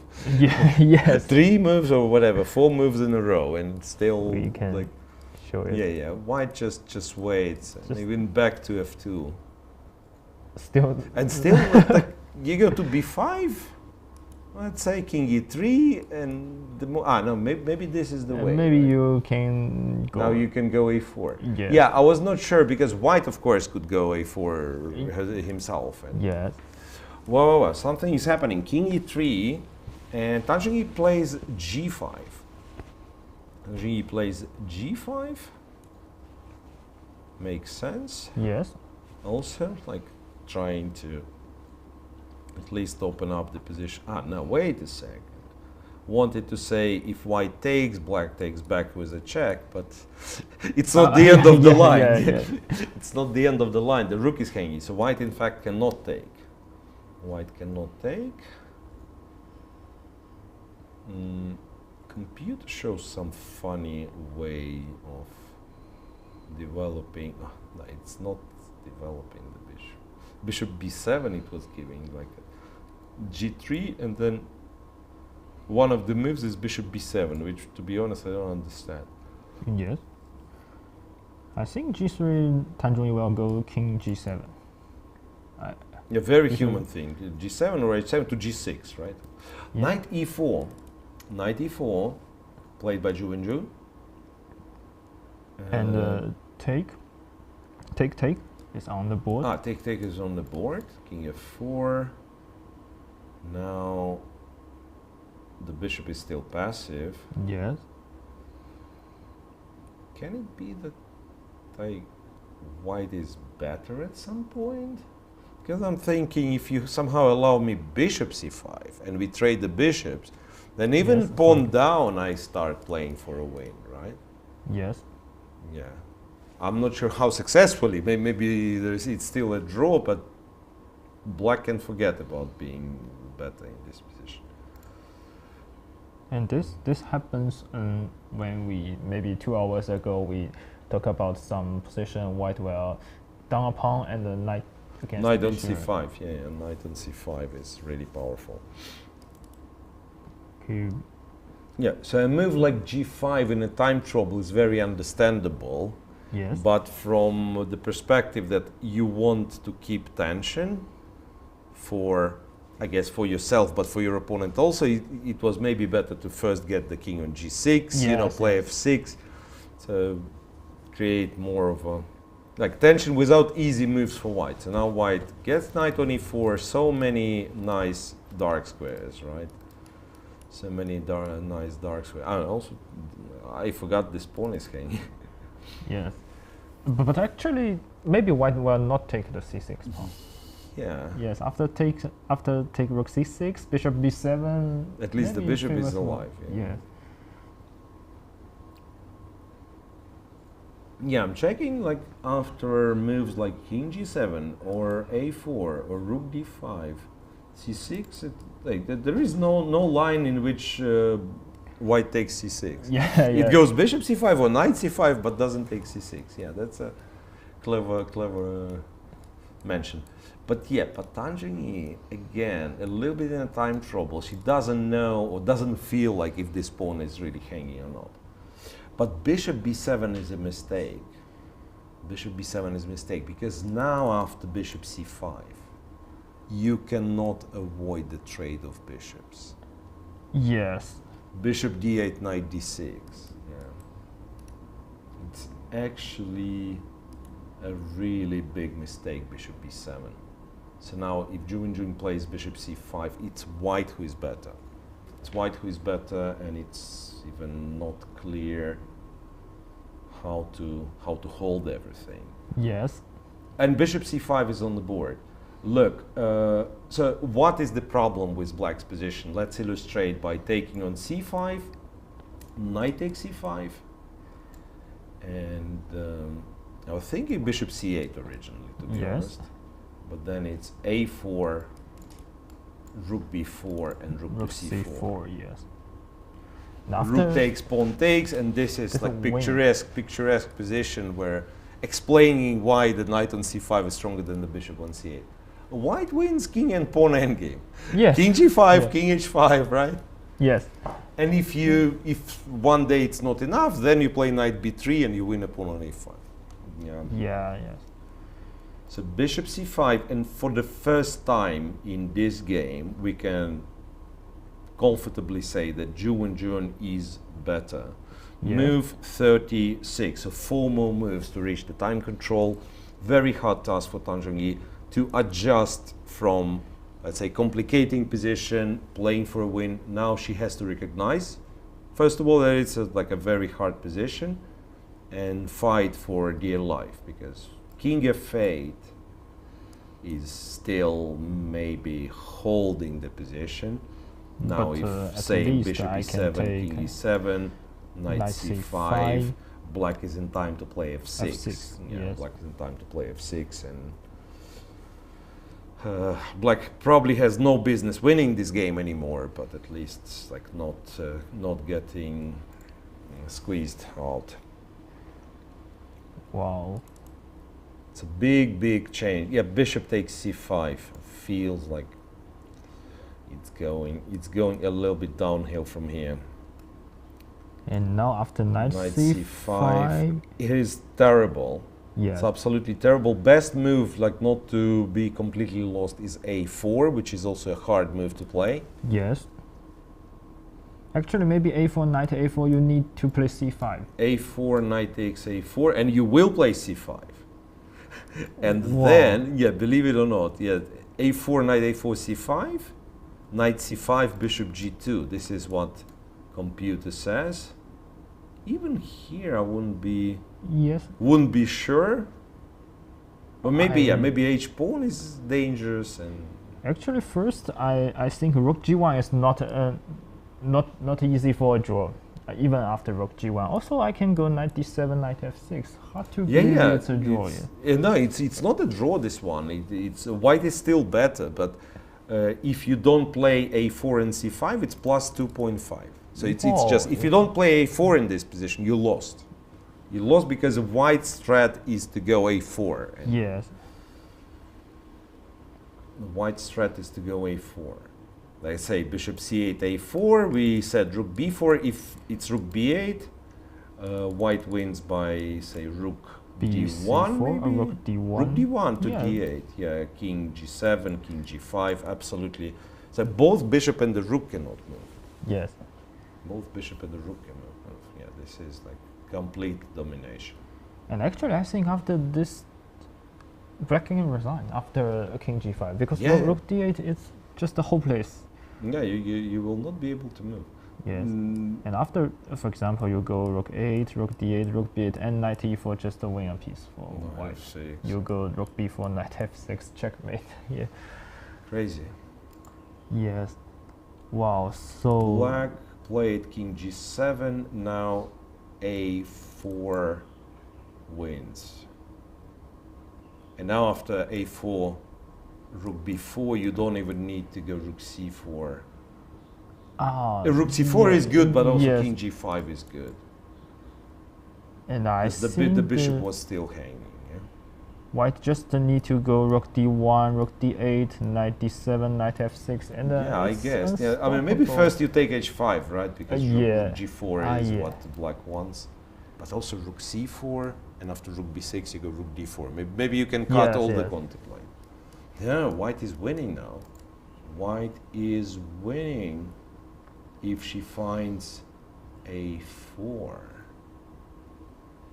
Okay, Wenjun plays king g5. She's also, well, sometimes even she makes mistakes in the endgames. Now, white is again much better, and the best move for black, a4 again, free the bishop. Yes. Try to some bishop a8. Bishop a8 on the board. Well, of course, you cannot be happy making this move. And now a4, rook b8, rook d1, white's completely winning. But actually, I think this time a4 is not really difficult here, because your e5 pawn is hanging. Ah, yeah, a4, white like can take with with the knight, but will not take with the knight. Yes. Yes. a4, ba4, and just rook b2. Yes, and this one is not very difficult. Maybe here. maybe it's bad for you anyway, but you want your pieces desperately to play to get active. Yeah, absolutely, because bishop a8 is like, what are you hoping here, right? Yeah, the king h5. King rook- g5, bishop a8, king h5, rook b8. But now the sad reality is, like with the bishop on a8, any move wins for white. Yes. Like pretty much any move. Rook d1 or rook c4 wins the fastest, but you can do other moves. Yeah, as well. any moves is reasonable here. Move 39, one last move for Tan Zhongyi, for both players, for Zhu Wenjun first, then for Tan Zhongyi to reach the time control. Still, yours set up for the checkmate with knight d7, knight f6 at some point is absolutely valid. Maybe you go king g5, rook h1, and then the rook comes from that side, and then still knight d7 and f6. Yeah. I like this this plan. I will show it. Yeah, and maybe okay. Even if it's not a checkmate, the moment rooks exchange, again, it's like rooks off the board, white's winning because it's up a piece pretty much. Whoa, what a dramatic game, man! Yes, what a turnaround. Yeah, and also in the moment where Tan Zhongyi really needed, she played very well, and she really needed this, like at least a chance to win, to come back in this match, because if this ends the way I think it ends, it might be like too late to try to fight. Right, 5 minutes for Zhu Wenjun.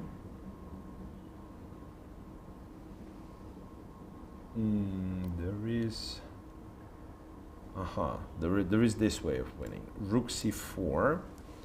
And rook d8. Yeah, rook d8, and then it's like me and you, we are obsessed with like some nice setups, but we are not computers. So what it does, it gives check, king f8, it goes rook a4, and then rook a5. Very boring, but very convincing, right? Yes. So it will take a5, the bishop from a8 is not moving. Yes. It puts the rook on a7. No, this is terrible. Yes, and if you don't go rook d5, I just take and rook a7 and before and everything. Yes, yeah, like everything. It's like one side moving and the other doesn't. Yes, and if you go rook d5 to take on e5, I just that's your last success. Yeah, you take and then you cannot really defend the bishop. King e7. Wait a second. I'm alive by king e7, but only one move before. Before and then you take. Yeah, and then you take. Well, I think this is really brutal for Tan Zhongyi. It is brutal for Tan Zhongyi, but also we can say that Zhu Wenjun, she did not fall apart, right? Yes. Yes, she maybe got lucky that Tan Zhongyi didn't spot this rook b5. Yes. But also when there was a chance, Zhu Wenjun went for it. And actually, I want to say Zhu Wenjun defended really well in this game. Tan Zhongyi has 3 opportunities in the game, but all of these 3 opportunities you need to sacrifice rook or bishop. Yeah. Even this last, when we say, okay, it's simple, rook d1, rook b5. It wasn't simple because there was before, and you temporarily sacrifice the bishop and then somehow win the knight back because of intermediate move. Yeah, it wasn't easy. It's easy when you watch the computer and says, all of a sudden black is better. No, it's not that easy. Rook to c4, strongest move, is on the board, played, move 40, and Zhu Wenjun, well, stands from the board, knowing her position is very good. I don't know if she sees the way she wins completely, but the worst is over. She's much better. Probably she knows she's winning. Whoa, what a game. Honestly, Tan Zhongyi deserves a credit for this game, but then in the end game, she somehow, I feel like after e5, remember this moment, if we can return to this moment, move 29 after e5. We said, yes, if you go queen e7, maybe you don't have chance to win. But as long as you keep queens on the board, you cannot lose. Yes. I think there is always, because there is no h-pawn, there is always a counterplay that if it's not a checkmate, it's a perpetual check. Yes. Without the queens, all of a sudden, you have realistic chance of being worse, even with an extra pawn. And now there is no extra pawn, there is nothing, and also there is no position. And I think another thing which you mentioned, maybe in 33 moves, is black should not go g5 too quickly. Maybe she can go f6, king f7, or king h7, king g6, king f5, but not to play I think not to make a decision to play g5 before 40 moves. Yeah, but this happens to the best of us. Like, there is some pawn push, and for maybe 15 moves, you cannot decide, and then it's a time problem. Say, okay, let's go. You don't have the time to calculate. You don't have time to really, hesitate to think, oh, should I do? Shouldn't I do? Clock is ticking. G5 fast. Yeah. So it's these mistakes are understandable, but these are still mistakes, yeah. Yes. Check on h8 played, king g4, and it's move 41. Both players getting half an hour increment, and Zhongyi will, I guess, realize how bad the situation is. Yes. So it's pretty much there is no defense against rook a4, rook takes a5. Yes. If rook back to b8, and then you can rook a4 now. I mean, white is like winning, I guess, in many ways, but maybe king g5 now. Yes. And it's maybe you are in. there's also such thing as Zugzwang, really, right? Yes. g5. And now we have, white has 2 open files, or 3 open files. Rook d4, and in the position is good. Rook h4 maybe good later, but also rook a4. Yes. Yeah, black is in the Zugzwang. Yeah. If you play rook b5, then it's a4, right? Rook b8, and now you can get to d4 or h4. D4, d4 maybe better, yeah. d4, d7. It's just completely hopeless. I think it's also same when you play rook b6. I also go a4. It's the same. Yes. I just don't give you time when I play a4. For example, here when I go a4. If I go a4 here, you switch to the d file. Yes. And computer was saying that even here white is somehow winning, but it's a little bit trickier. Maybe. Yes. Right. So, from human perspective, you don't want any kind of activation like this for black. Yep. All right. Well, what a game. What a game. Anyway, they've reached move 40. Both players back at the board. I think this is, the signature move of Wenjun in a winning position. Yes. The rolling chair kind of pulls back, and she's, laying there on the table, but also full concentration mode. Maybe I suggest we make a short break to drink some water, to have some, to restore our voices, because we were so excited about this game now. Yes. Right, so maybe a short break, because players get some time to think, and there won't be many moves, at least. There won't be many moves quickly. I don't think the game will finish quickly. We will be back shortly, guys. It might be decisive game of the match.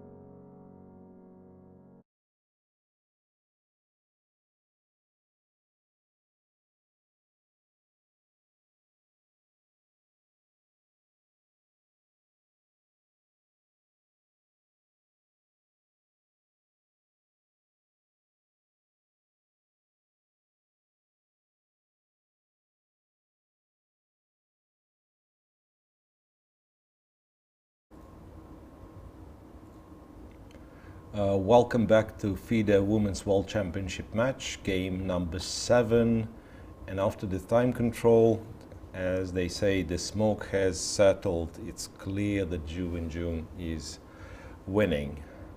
And after, well, considering her lead before this game, +2, if she wins this one, that's probably the end of, well, competitive part of this match. It looks like it's maybe Tan can pull the impossible, but 3 points is a very, very, very big lead. Rook h2 was move 41 from Zhongyi. Now, yes, well, maybe we can show rook absolutely dominant position. You can probably just like go straight forward rook a4. Yes. If you wanted to. Rook check. King f3 or f4.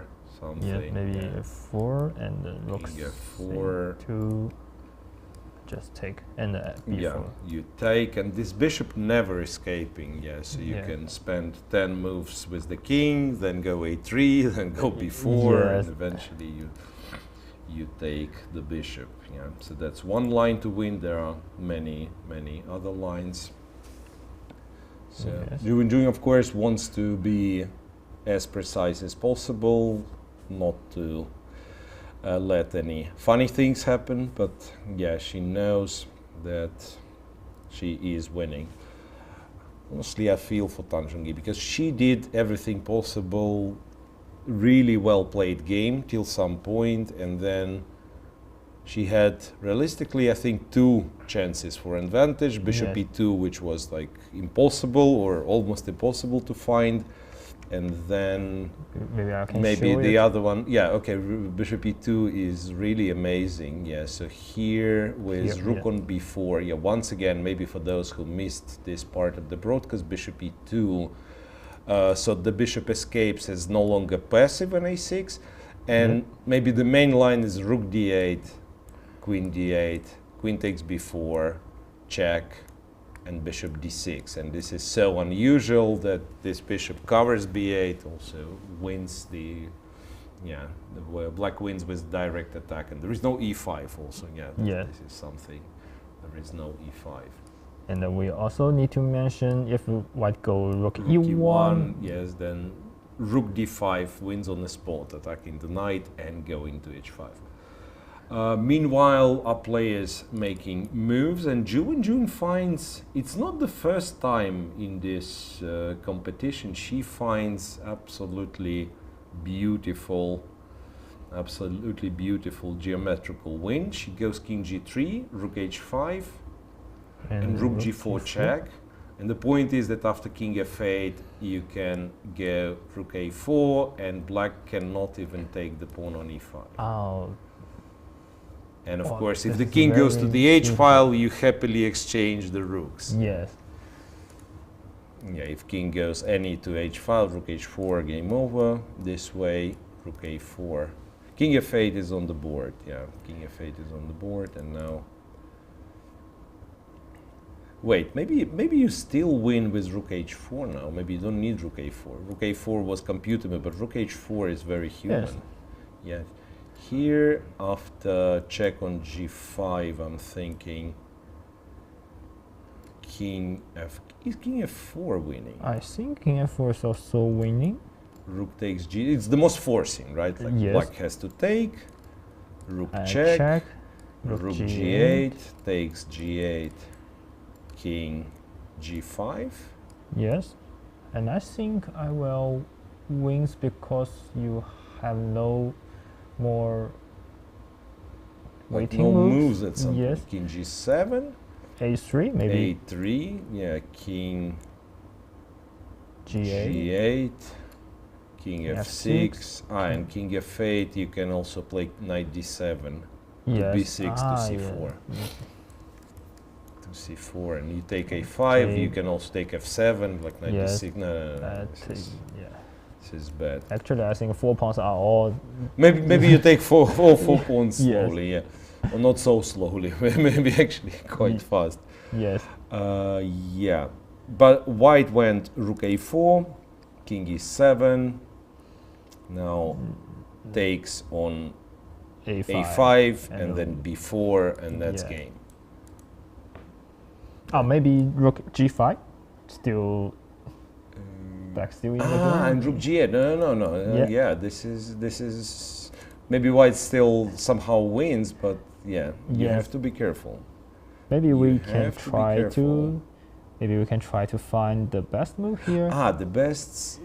Okay, she did play something. Rook a5 was winning. Rook a5, rook e5, but this is again a little bit of study. You give a check now. Yes. And Checkmate. king cannot go to f6 because knight d7 in this moment. Yeah. Yes. So king goes to d6, and then you go b4, And and now if check on g5, you go king f4. Yeah, you go king f4 and rook d7 checkmate. And rook takes a5 is on the board. Rook takes a5 is on the board. It's not like black has A lot of choices. Yes. You absolutely have to take e5. Even rook h8, there is check on a7. So you have to take on e5. And then it looks like a check from a7 finishes the game. Yes. Also, this is not a difficult line. Yeah, this is very, very simple line. King d6 b4, and I don't even see, you cannot even take one pawn. Yes. Yeah, literally, like computer says, the best move you have in this position is to go king d5, rook a8, king c4, but you're like clear knight down for absolutely nothing. Everything defended, and it's a really, really sad moment. Well, this is like, as much as I like the spirit of competition always, well, like when somebody loses game like this, you feel like how terrible it must feel. Yes. Rook takes e5. And there is also something cruel about chess, which maybe separates it from different sports, but especially well, I was thinking about it, like long games, like maybe even, okay, football, which people love around the world, right? Yeah. If you played 80 minutes of good football, and you up, I don't know, 2 goals, 3 goals, you cannot lose in, well, very hard to lose in the last 10 minutes. In chess, you can play 40 brilliant moves, make one mistake and lose immediately. Yes. This is what makes it like really, really tough competition, and also some games are very painful to lose because you knew you maybe played better than your opponent, then one mistake and that's it. Rook e5, rook e7, precision till the very end, from 4-time world champion going after her 5th title. Yes. And in this game, I think Tan Zhongyi really performs well, but we will also say Zhu Wenjun defends well. And when she goes to the end game, she tries. When she finds she has some chance to win, she fights for it. So yeah, we were praising Tan Zhongyi. Look, we were praising Tan Zhongyi for the middle game play, but really, after g5, after Zhu Wenjun gets a chance, after this move g5, she played all the best moves. She I immediately understood. Wait, I'm no longer worse. Wait, maybe I can play for a win.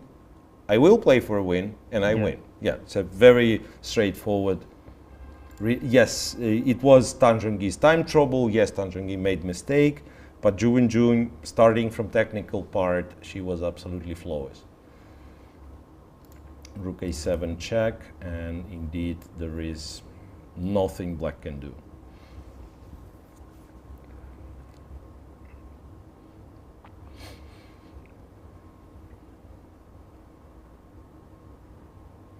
There is absolutely nothing black can do here. Yes.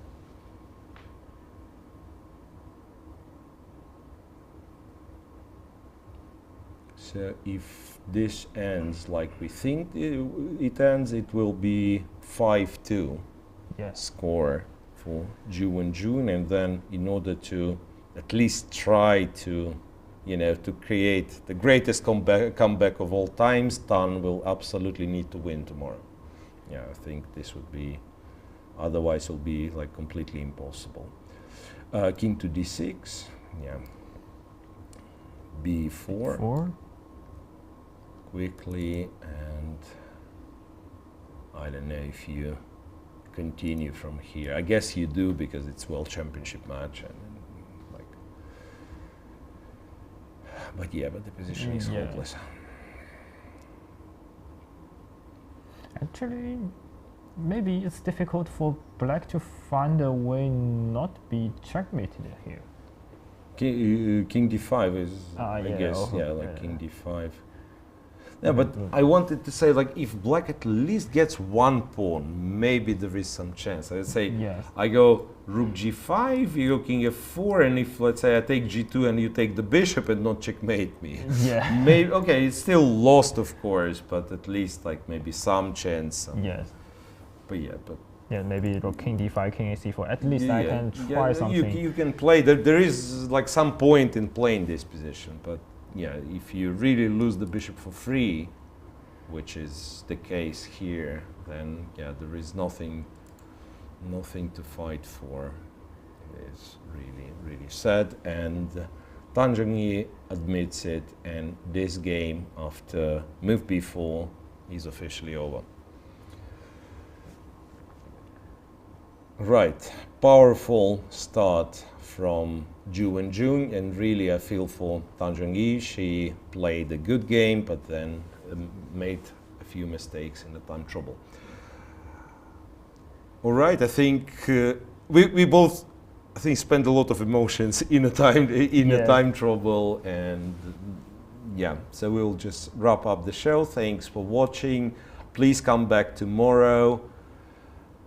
Game 8, Zhongyi will have the white pieces, and this will be, I'm almost sure, her last chance, and so she will have a go at winning tomorrow, and this promises us an interesting game for sure. See you tomorrow, guys.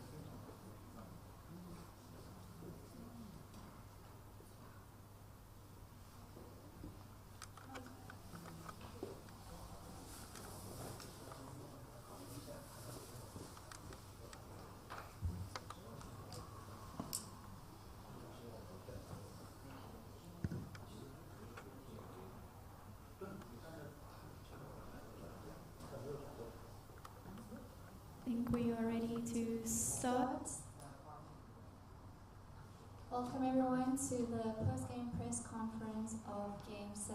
I want to welcome Yilin, our translator, for this part. 欢迎大家来到新闻发布会。 So quite a dramatic game. We won't be getting into the chess much, but from both players, I want to know your opinion of the game. Tan, for most of it, you looked better until a critical error where Zhu took advantage. So let's start with Tan's impressions, please. 今天这场局非常的精彩，然后想请问一下两位的感觉，可以请谭中怡先开始吗？我觉得前面我有一些就是保持压力的下法，但是我可能在临近实现压力的时候，就出现了一些混乱，犯了比较巨大的错误吧。就是等过了实现之后，好像已经没有办法挽回了。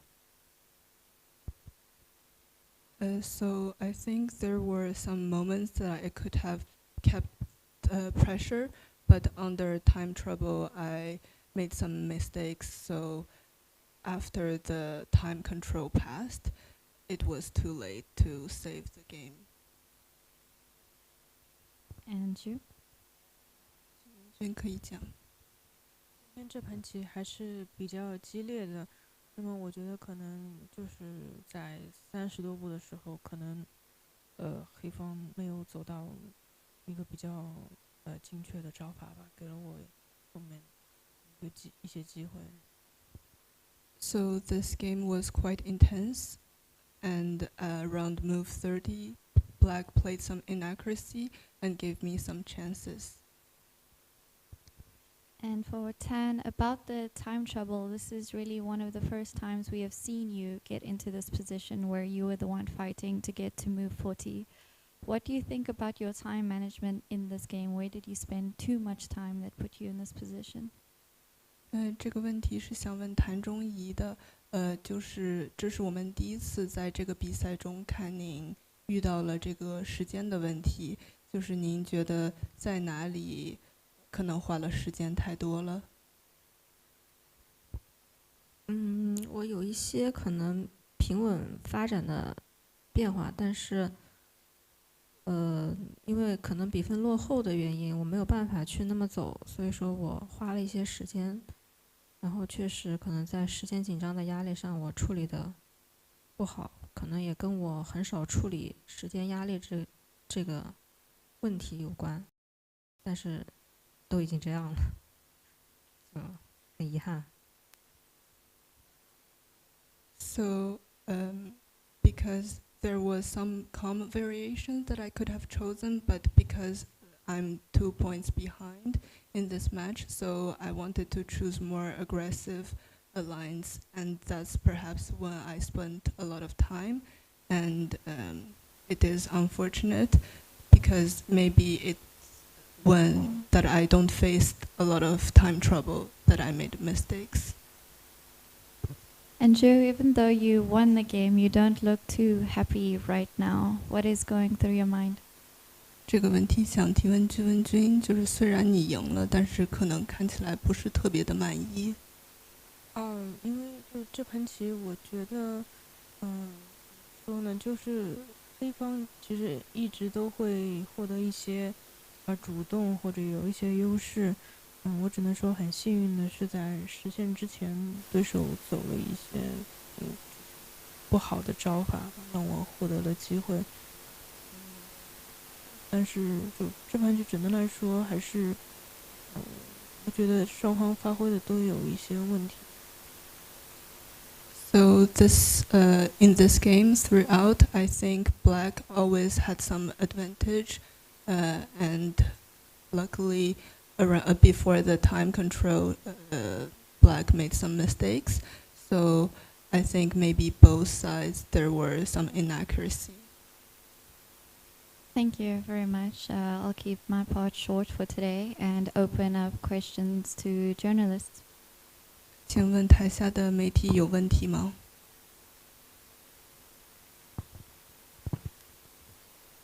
Hi, yeah, I've just got one question actually for Zhu Wenjun, which is whether she was aware of a game that was played in 2020 between Jeffrey Jiang and Wesley So, where the opening was actually very much similar until move 9, when Tan actually improved on the move that Jeffrey made in that position.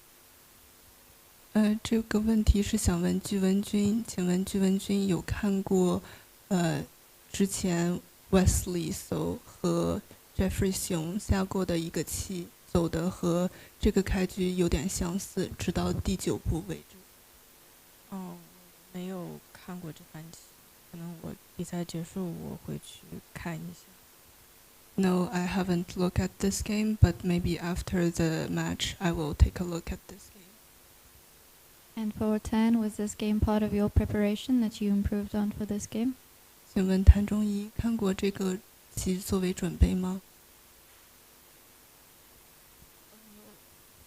就是我也不知道他下过，可能就 check 吧，但是第9步还太早了。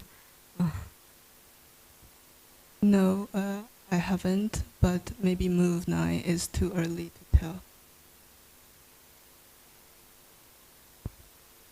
Do we have any more questions from the floor? 请问有其他问题吗？ No, well then, thank you very much, everyone. We will see you again tomorrow for Game 8. 谢谢大家，然后明天见。